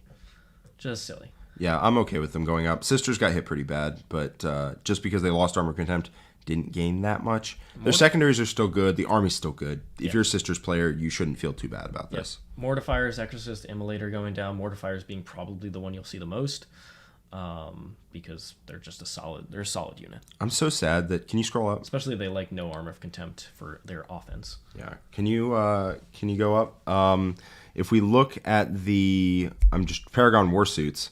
I'm sad to announce that John memeing and taking them to the finals meant they didn't go down in points. I'm sorry, Sisters players everywhere. They are still at 240 for 3 multi-meltas, and that's embarrassing. But at least Mortifiers went down. Mortifiers are real good. Yeah. Especially because they don't have to worry about Armor of Contempt. They're just going to put damage on stuff. Listen, Kyle, take it up with... your attractiveness went untouched. Take that up with GW's balance team. I'm sorry. Custodes... Prosecutors went down. Yep. Which I didn't really see. Witch Seekers went down to 12. That's fine. Mostly it's the balance slate opening things up again. Yep. Otherwise, Vigilators went to 12. Basically, the Sisters of Silence went down. And that's it. The Praetor, all his banners become free? All his banners were free before. They were free, okay. Yeah, you just when you selected him, you picked one. The Assassins are 10 points cheaper. Most of them are still really bad, so I don't think that's going to be too impactful. Guard did not change. Yeah, I mean, their book just came out. I wasn't really expecting them to. No, but they will need some changes in the future, I think. I have a question here from our member, Ren40K. Why does everything for Sisters have a cost and everything Marines is largely free for upgrades? It's because Marines were terrible before. What do you want? Sisters were actually good. Yeah, Sisters were good. Marines were terrible. It's like asking why do Tyranids have to pay for their upgrades? It's because they were good before. All right, so Admech decreases. They got similar treatment where a lot of characters went down, mostly 5 points, which is nice. It's just a little bit of quality of life.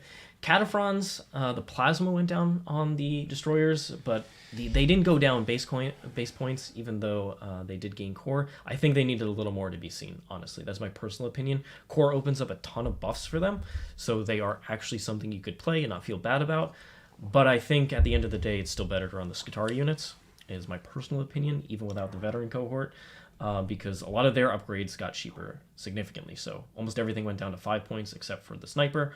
And they're 9 points a model because you can't run the veterans, but they have the 5-up invuln still, which is very, very nice. So I expect to still see quite a few Skitarii units. In terms of the Corpus Scari, they also went down another 2 points, so they're 12 points per model. They're fine. I think they're still competing with Skitarii, the basic Rangers and Vanguard, which I think are still better because Skitarii buffs are just better. But you can run them and not feel bad about running any of the Corpus Scari variants. The Corpus Scari are helped by free strategic reserves, so they can come in and just hit something out of reserve. That's nice. And Fulgurites are just a cheap fight last accessible unit, so they're great counter assault.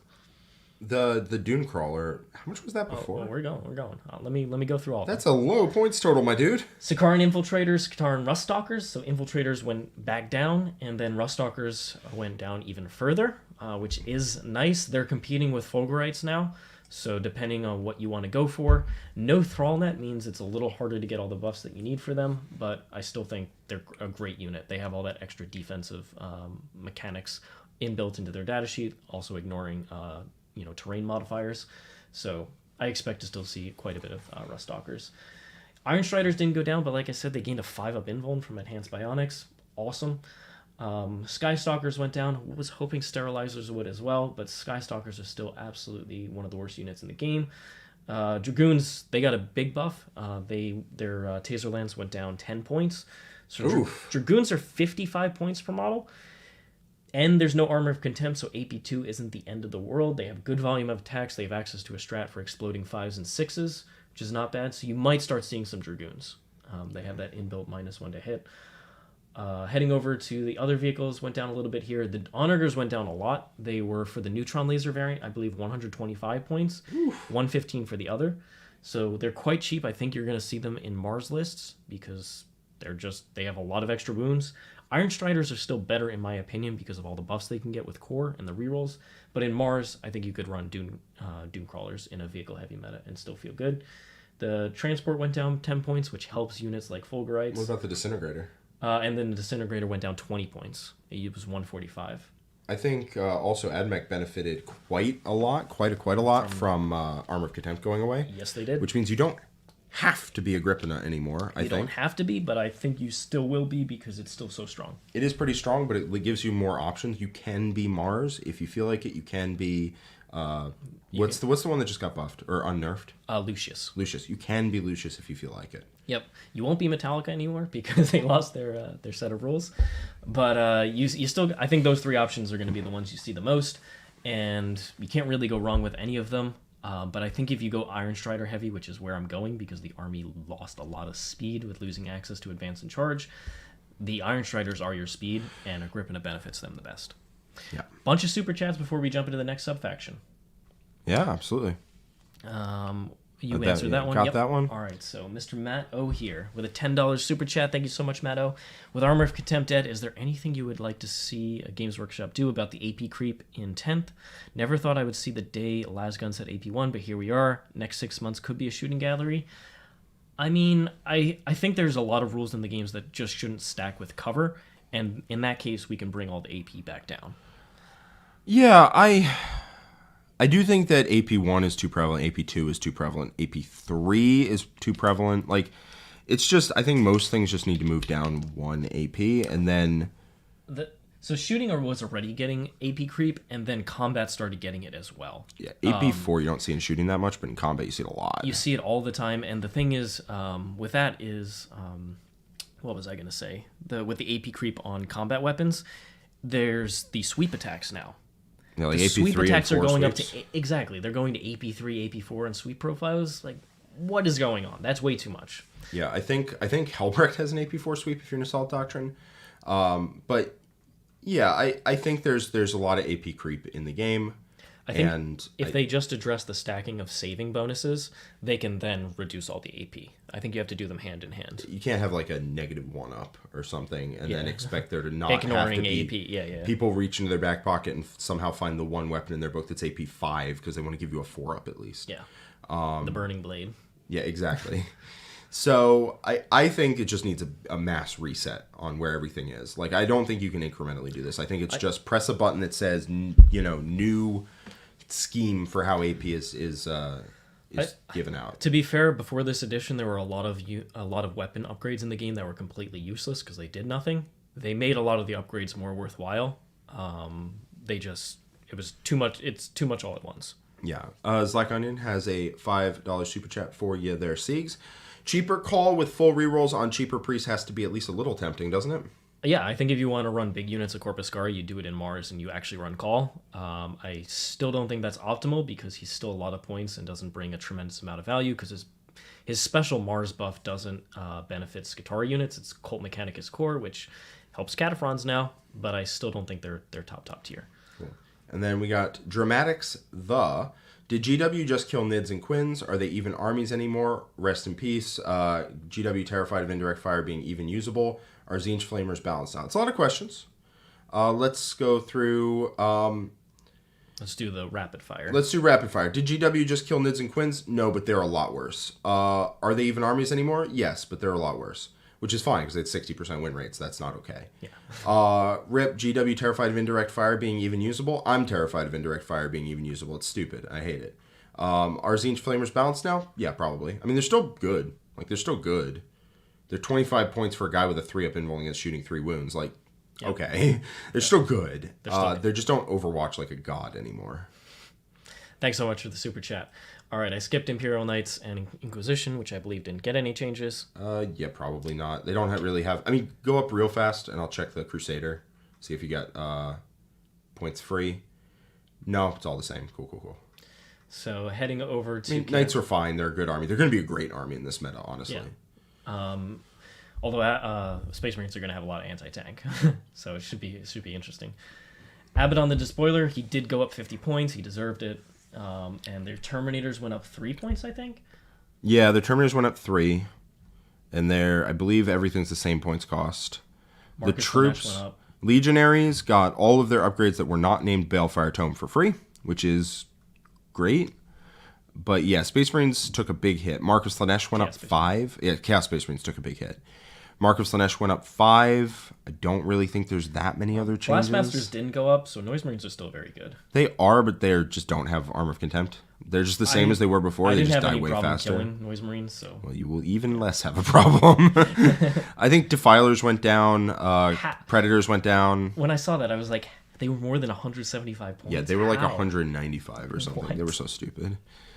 They also got their upgrades for free. They might have been like 185 or something. That's fair. I don't know. I still don't know. They may have gone up and made their war gear free. Because I feel like they were 165. I don't remember. I'm just speculating. 175. We're not seeing it. Yeah, it's not happening. All right, Death Guard.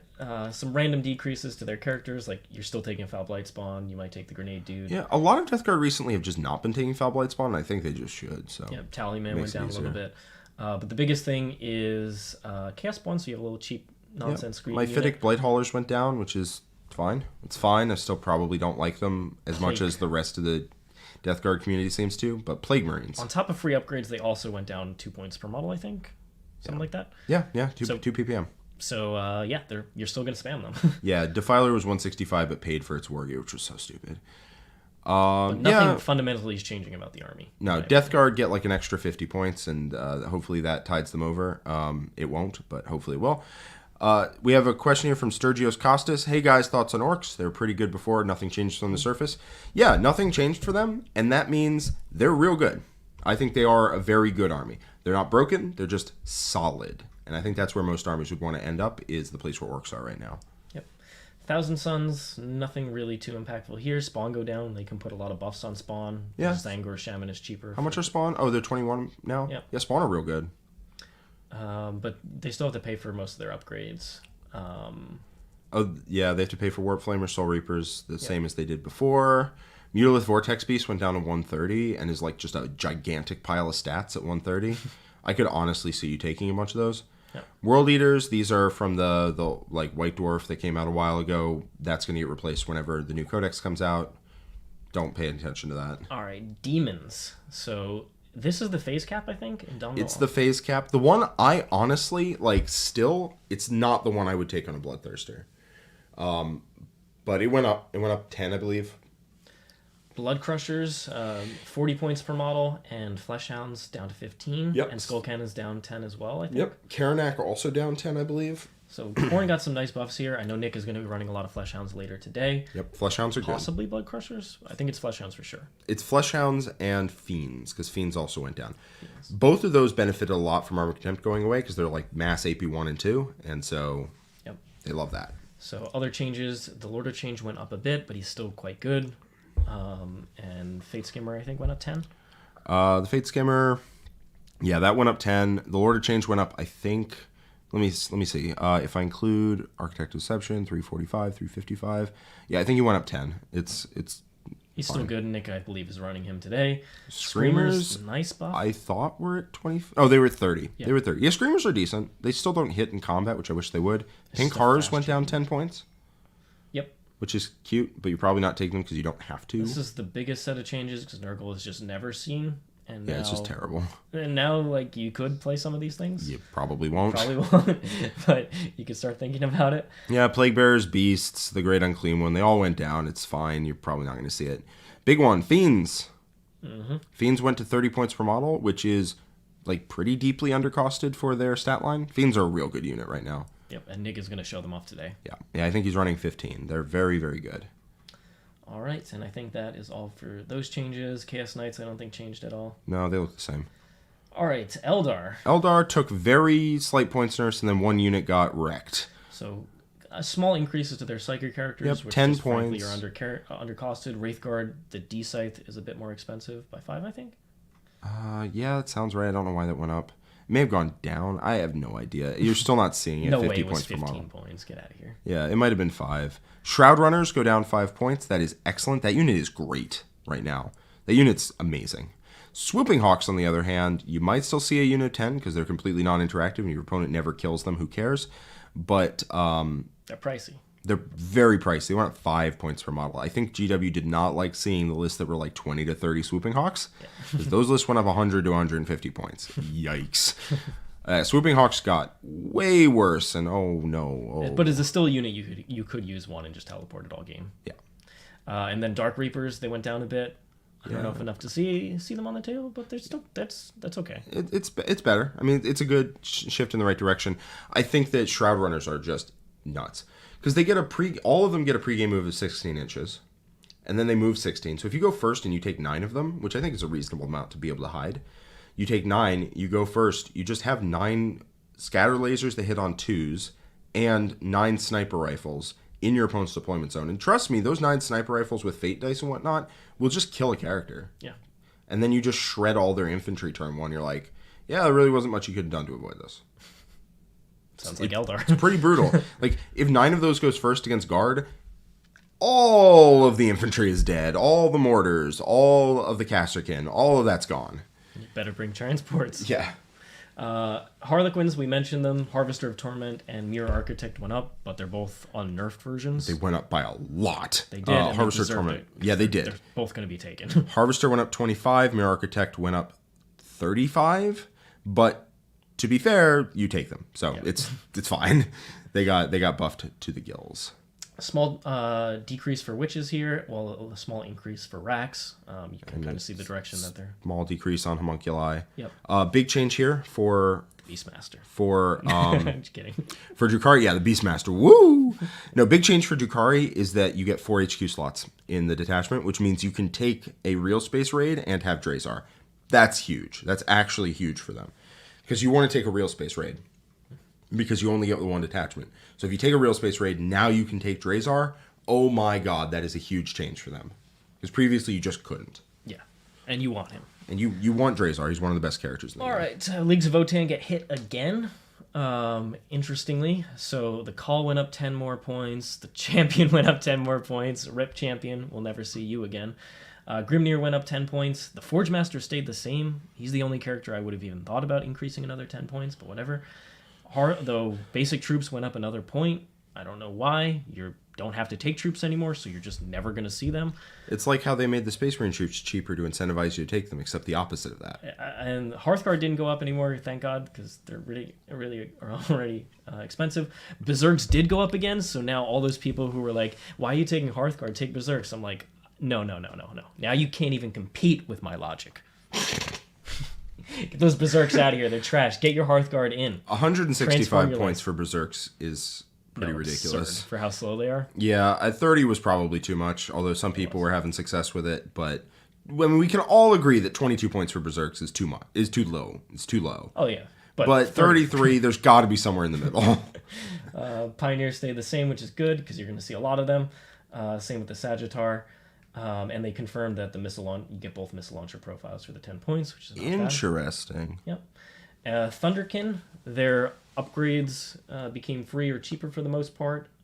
So I actually am going to be testing out these boys, the Thunderkin. I'm going to be playing Leagues of Votann next week against Mark. I'm going to try them out. That means I have to get them built because they were previously just complete trash. But with the new meta of Marines everywhere, the Graviton blast cannons are not bad at all, and free strategic reserves helps a slow shooting unit like this a lot. Yeah.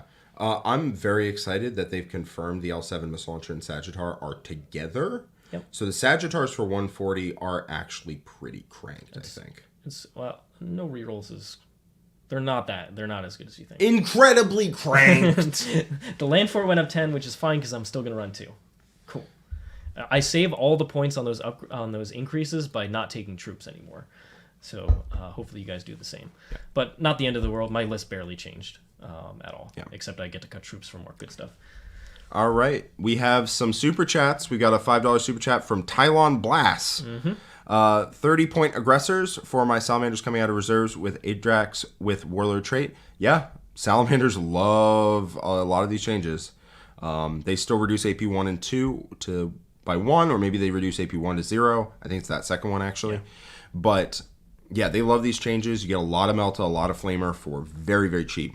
I would also consider checking out Sternguard with 2 free multi-Meltas and 3 free combi Meltas, because that also sounds really good. You're totally correct. Votann do get a nice buff from Armor of Contempt going away, because now they're the only Armor of Contempt army. Yeah, and people are going to start taking AP 1 and 2, which means you get more value out of it. Yeah. Nexus the 4th says, Grey Knight Wargear question, did Purgation Squad with 4 Psycans get a 20-point drop?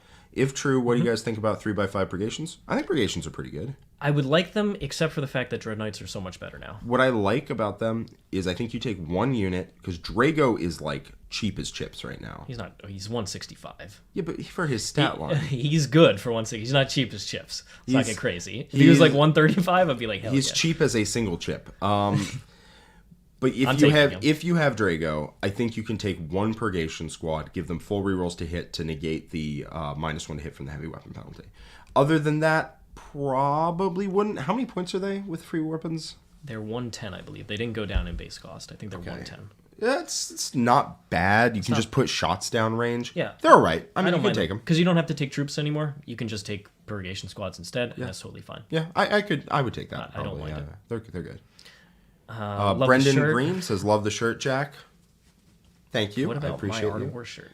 Yeah, let me know when you look like you're sitting back on the beach sipping mojitos. And then we've got GP had just became a member at the bronze tier. Thank you so much for joining us. Hope you enjoy all the wonderful content.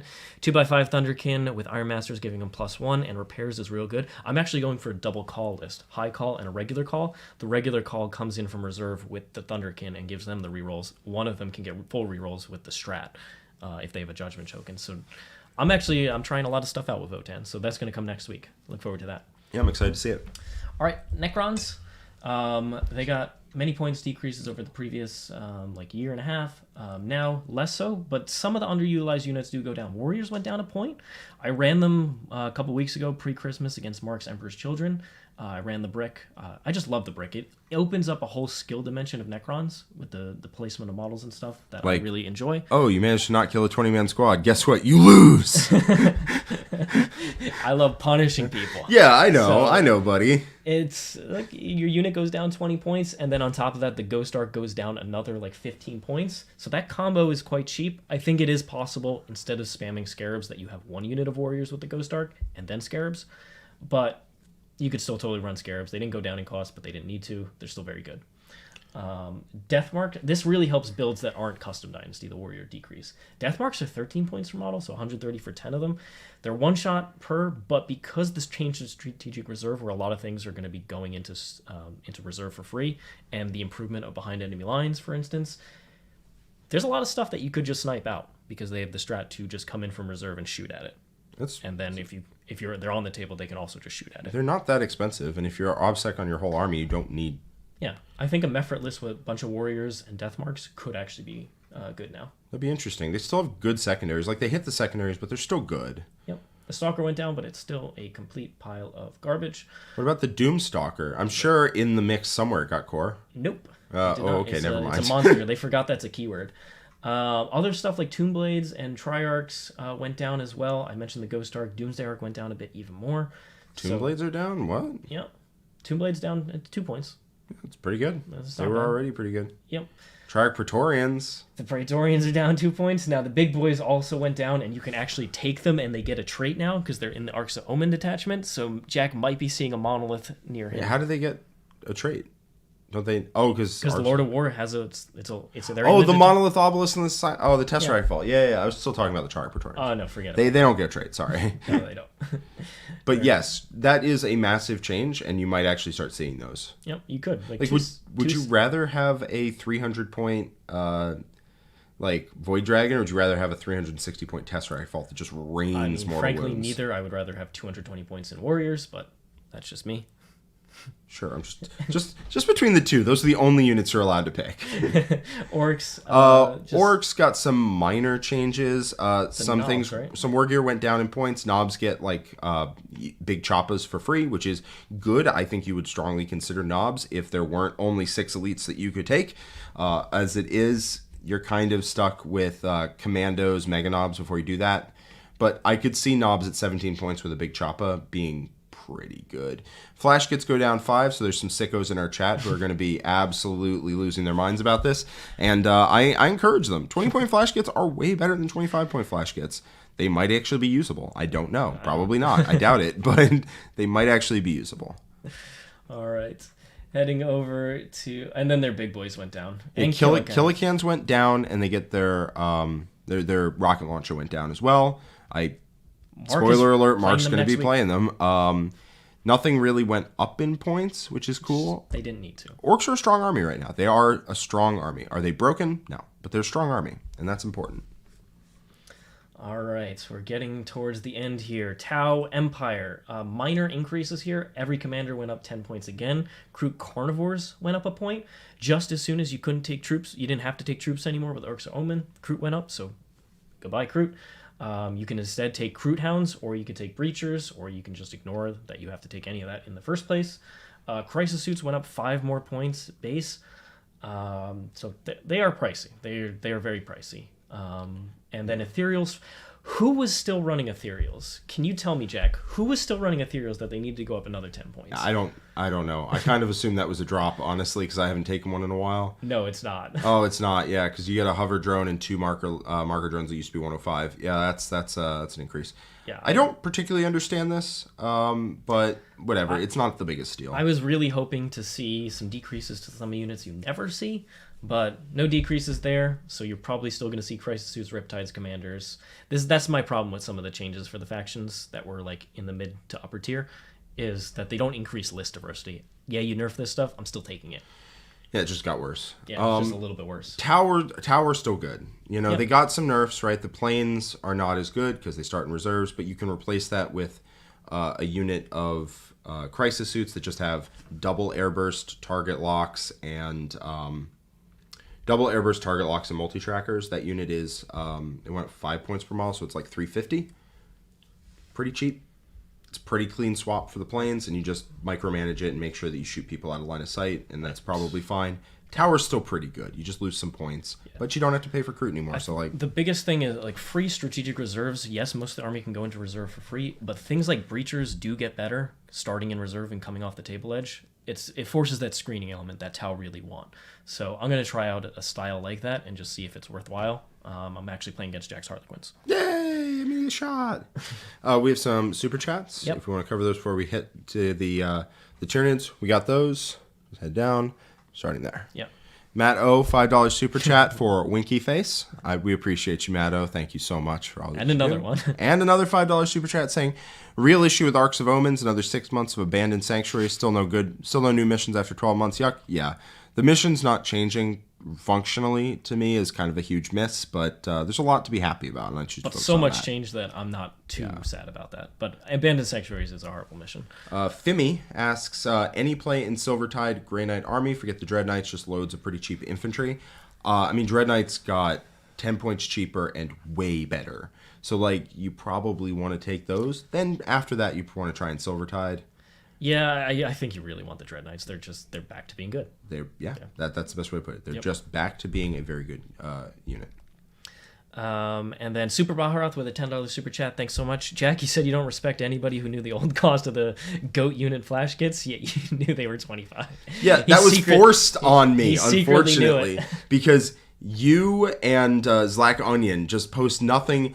You're just flash kits posting at me. You're just posting nothing but flash kits. So Ness, I know they're 25, which means I no longer respect my own opinion, and neither should all of you. All right, let's move on. When is Jack running max flash kits? That's what I want. I mean, it's only 600 points for 30 of them, you know? Like, let's go. Let's go. Yes, that is true. For the commanders in the Arks of Omen detachment, That's true, yeah. you can only have two. You have a strat to get the second one for most. Farsight Enclaves get the second one for free, but you have two at most, Yeah. which is a huge deal. So that combined with the Flyer starting in reserve fundamentally changes Tau as I'm going to kill you in the first couple turns to you have to play out a game as Tau.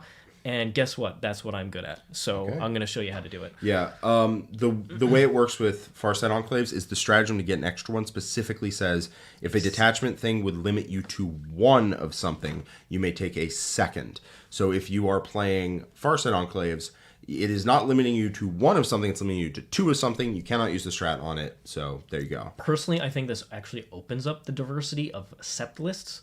I think you're going to see a lot more of Borkon and Sasea. You also get to take different warlord traits. Mm-hmm. You probably still want redeploy.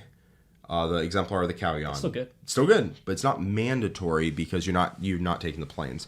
So that means, yeah, I think Borkon, you can take two good commanders that rip people. I am. I'm just taking two good commanders. Yeah, you Shadow Sun is a huge loser here, honestly. Yep. Because Supreme Commanders in general. Yeah, Supreme Commanders. Except for the Silent King, because he can just slot into the Lord of War slot. That's right. Yeah, I forgot about that. Yeah, Shadow Sun is a real problem. She's a commander. She used to just take up her own detachment. She doesn't anymore. It's, Shadow Sun is like way worse. Like way worse than she was before. But I'm fine, because it opens up Sasea and Borkon, and I think those are both septs that have a lot of utility. I'm honestly just looking to get out of Crisis Suits, my man. Maybe the indirect unit, but other than that, nah. Well, that's what I did. The list I don't know if you looked at it. I looked at it, but then my memory's like I'm going to try out a more mission-playing oriented style, with less based around Crisis Suits killing you early. So we'll see how it works. I think Crisis Suits, you still can run them. They're just very pricey, and they require a lot of support. Yeah. It's harder to get. And it's harder to get that support with the detachment. Yep. All that. Tyranids. All right. This is a bloodbath. Yeah. I don't remember the I'm old so sad. stuff, but yes, I am not shedding any tears over this, but almost everything... Old One Eye went up.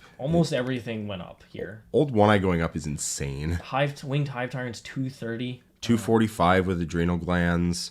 Raveners went up from like 30, 35 to 45. Double Bone Sword is up. Tyrant Guard up. Well, the Tyranid Warriors actually have... actually pay for their war gear now, which they did not before. Yeah. Just adrenal glands, flesh hooks, toxin sacks, and the venom cannon. But now they actually have to pay for death spitters, bone swords, barbed stranglers, dual bone swords, all of that. I don't know why the barbed strangler is more than a venom cannon. That makes no sense to me, but who cares?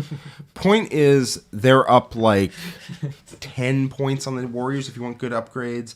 Zoes are up 20 points, which just feels like they wanted to delete the second unit of Zoes from every list. They were like, mortal wound spam is a problem. Yes.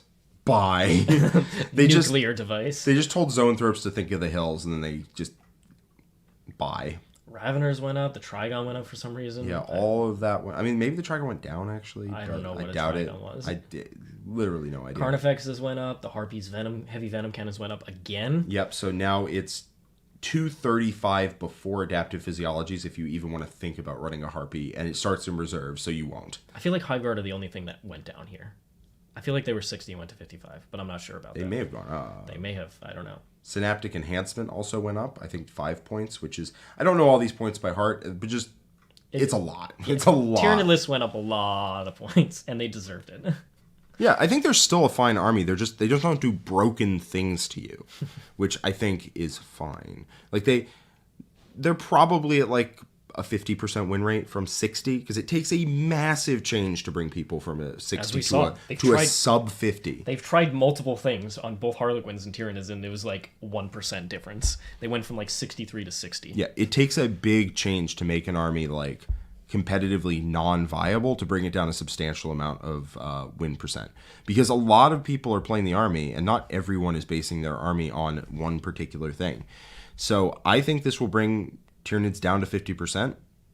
It's a big nerf, but it had to be a big nerf to bring them from 60 to 50, and that's I think what they've done. All right, you're hyped about Genestealer cults. I am. Their characters went down. Yes, Units so went down. I actually know this one like inside and out by now, because I've been trying to build lists for GSC over the last couple of days. Hit us with it. Icon Wards went down 10, Primus went down 10. You were taking both of those. That's awesome. Going down, Acolyte Hybrids went down. Their war gear went free, or not free. Sorry, I can't think unless I'm looking at it. All right, so Acolyte Hybrids, Cult Icon went down 10. Still probably not going to see it because it brings D3 guys back, not D6. Although it is a lot more palatable now. 2 demo charges is much cheaper, so you probably are going to see that. Heavy Rock Saws went down 5. You're probably not going to see it because Heavy Rock Cutters are still just better in the ignore hit penalty trait, and that's probably still just the one. And by probably, I mean it is. Neophyte Hybrids, woof, they got juiced. So before you would take them in 20-man squads, right? This was the only people who were doing like decently with the army. Would take 20-man squads, potentially take a Cult Icon or no, and then take a bunch of seismic cannons, call it a day. Take shotguns. The unit's a very good shooting unit because you can stack +1 to hit, +1 to wound, and then +1 damage on their guns and all that. Well, this is great and all, but the Cult Icon went down 10. It was 20, now it's 10, so that's just D6 guys back a turn. Thank you, I will have that. And also, all their special weapons became free. So free flamers, free grenade launchers, free Webbers, if you want to take those. Webbers are pretty good. Against certain armies. They're not great into others. So you probably take the grenade launchers or the flamers because you get +1 to wound flamers. Awesome. Yeah, Neophyte Hybrids got juiced to the gills because they just got a bunch. They got 10 points cheaper if you take the Cult Icon, and they get a lot of free stuff. Love it. Aberrants went down 3 and are probably not good enough. Abominant went down some amount that I don't care. Clamavis went down 5, which is dope because you probably wanted him. He was pretty good. Hybrid Metamorphs get the Cult Icon 10 points cheaper, which is great. 20 points is just too much. I could see Hybrid Metamorphs taking Cult Icons, but, maybe not. Locust went down 5. Awesome. You were taking him already. Reductus Saboteur you can consider now at 70. Not amazing. Sanctus stayed the same, which is great. Kellamorph stayed the same, which is great. You're probably still taking both of those. All right, let's get to a big one. Adelan Jackals. They went up in points. They went up 3 points. I don't remember how much the Wolf Quad was, but it went up in points a little bit too.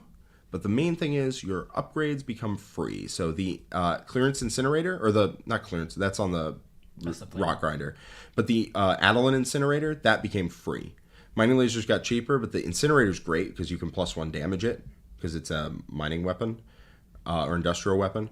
Adelan Jackals went up 3 points per model, but all their war gear is free. So free grenade launchers, free Adelan, their combat weapons are now free, which they're priced as though they just took their combat weapons, and the combat weapons are fine, but they get, maybe the Wolf Card went down actually.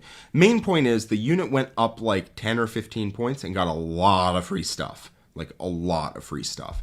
They get their free special weapons, they get free incinerators, they get free weapons on everybody in combat, so now they actually hit hard in combat. So Jackal's got a lot better, but like 10 to 15 points more expensive.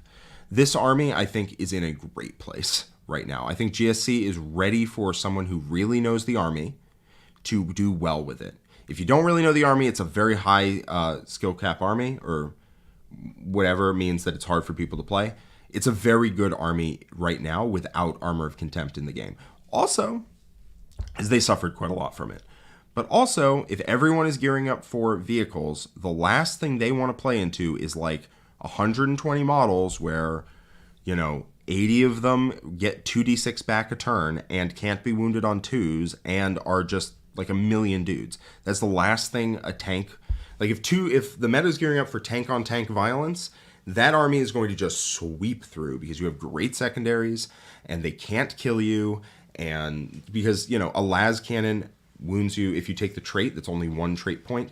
They only wound you on 3s, which makes it really annoying and really hard to get through a 20-man brick before it like pulls back behind a wall, and then regens 2d6 guys back out with the weapons and shoots again. And also has great secondaries. I think that GSC is in an amazing place, and I am going to be testing them for LVO, personally.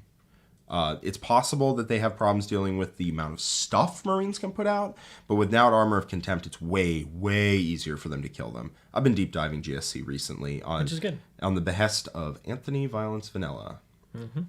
Well, it's good because it's a very interesting army and it's super high skill cap. It really is. There's only been like 2 people who have done any kind of consistent success, and I'm hoping to make it 3.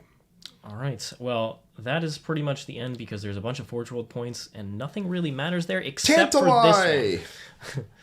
The Tantalists went down, 10, 20 points? 30. It was 250, yeah. It was 250. Yeah, 660 for 3 Tantalists is real. Yep. They have the problem of if you go second into a shooting army, they still kill them. And there's going to be a lot of guns. There's going to be a lot of guns, a lot of anti-vehicle. But if you go first, 3 Tantali are good units. They're just inconsistent ones.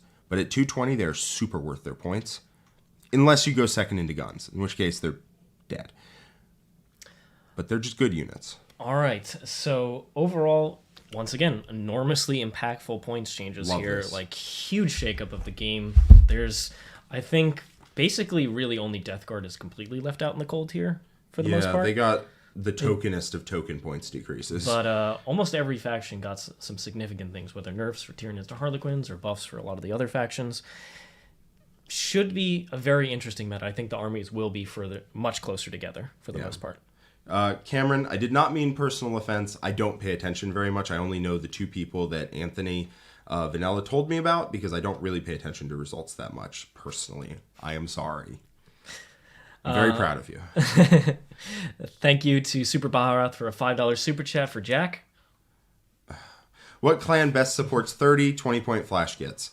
I think that's got to be Freebooters, right? So that you get you go Captain to hitting Badrock. on 3s. You get Captain Badrock. You get Captain Badrock. Yeah, you go to hitting on 3s, and that probably makes the unit like actually worth taking. Yeah. I don't know. We'll have to see. Nurgle Matt with a $7.77 super chat. Thanks so much, Nurgle Matt. Jack, GSC with Mark of Nurgle are my secret best in slot. Wow, that's real good. Yeah, that's pretty good. Thanks so much, Nurgle Matt. We'll be seeing you at LVO. Yeah, absolutely. I'm looking forward to it. Always a pleasure. All right. Now, there were FAQs published today. Any of them impactful, Jack? Because I didn't go through all of them. Dark Angels get they get OBSEC on their bikes and stuff if you take a Raven Wing Arks of Omen, which is cute. How the detachment. Eldar Baharoth can leave if you're in base contact with him. I saw. Yeah, Grey Knights ignored demonic saving. I mean, do you want me to just click on them? Yeah, just click on them because Right, it's going to be faster than me trying to remember what I read like 2 hours ago. Yep. So they help the detachment system with Dark Angels. Yeah, Dark Angels are cranked. Okay. Aldari, what did they get? You got the change for Baharoth, I assume? Yeah, Baharoth Swift Strikes, where they get to advance in battle focus, is just enshrined in the rules now, which is good.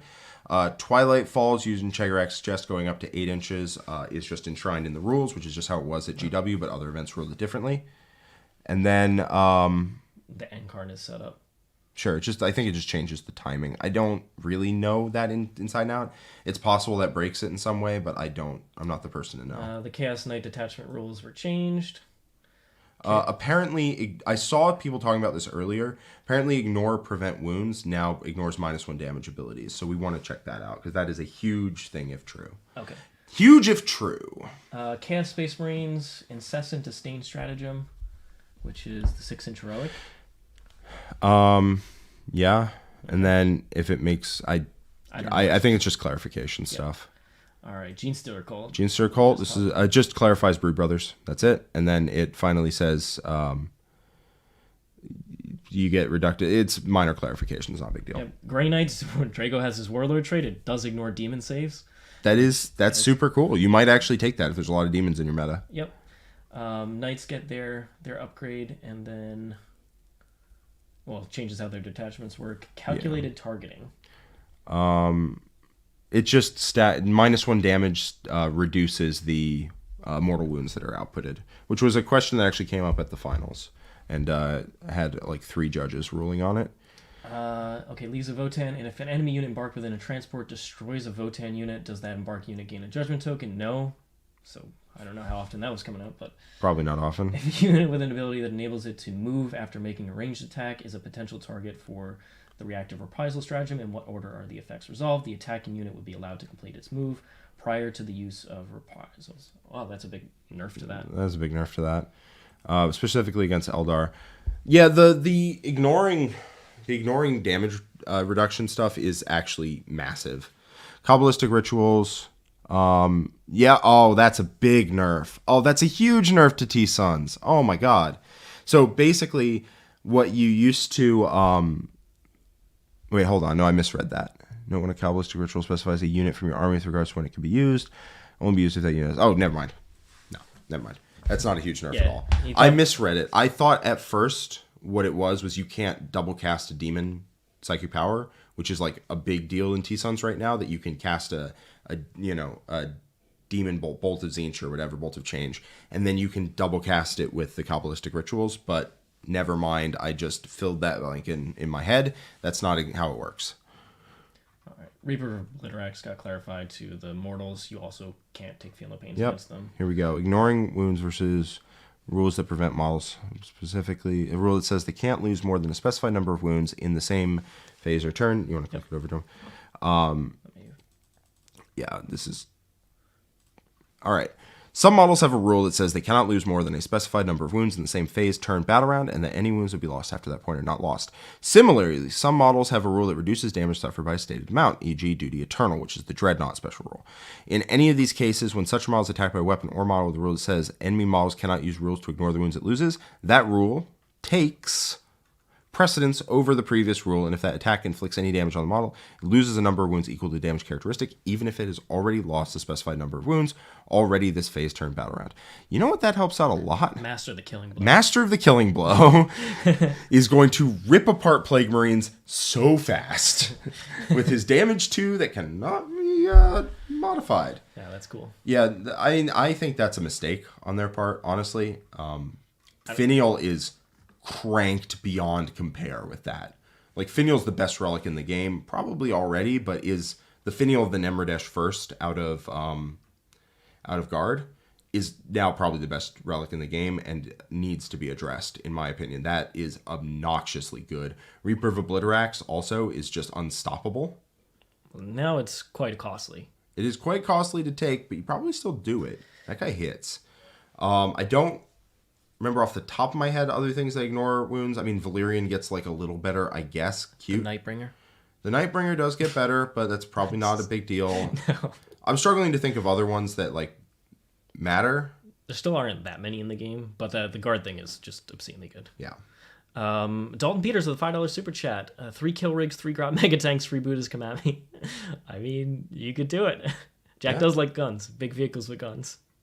Pew, pew, pew, pew, pew. All right, well, that seems to be all the different updates from today. So Woof, that's a lot. Massive changes to the game. Hope you enjoyed our kind of walking through it all. I think, like Jack has been saying, it's going to take some games on the table to see exactly who the big winners and the big losers are.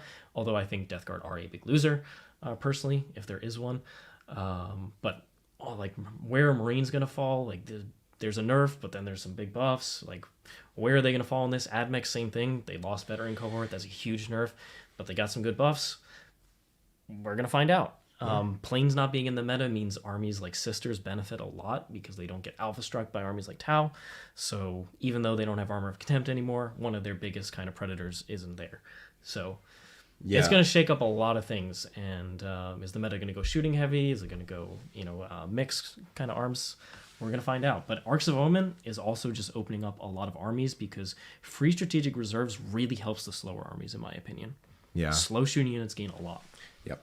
I think the meta is going to be very vehicle heavy at the top.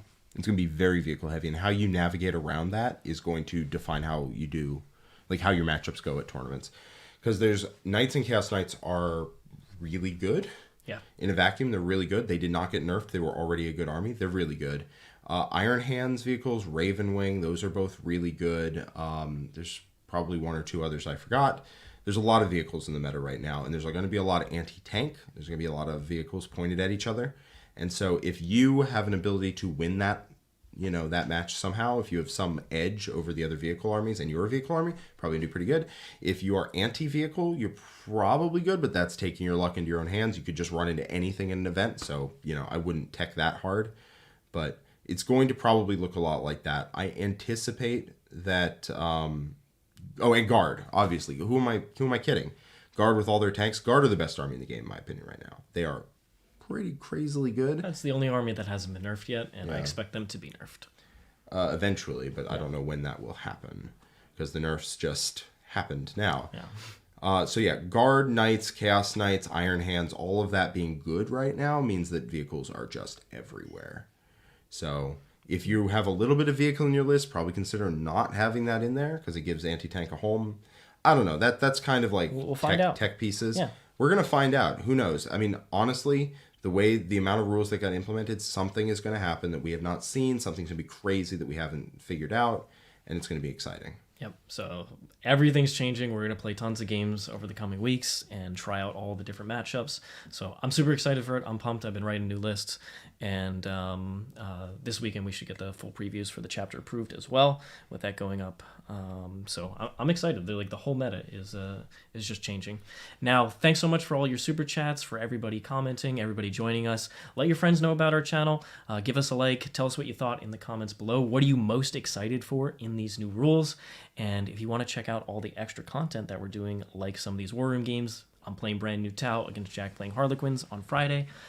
Sign up to the War Room. You can either click the join button on YouTube, or you can head over to our own platform, which is in the description, and join us there. You can find out all the details, but tons and tons of awesome content coming out soon. We're going to be doing state of the faction videos for each faction, talking exactly how they changed and how they're going to adapt to this new meta. Yep. It's going to be very exciting next couple weeks, honestly. All right, well, thank you so much for joining us. Hope you enjoyed the content. And like I said, let us know what you think in the description below and tell us what you're most excited for, because there's a lot to be. Absolutely. All right. Bye-bye. So long, everybody. We'll see you next time.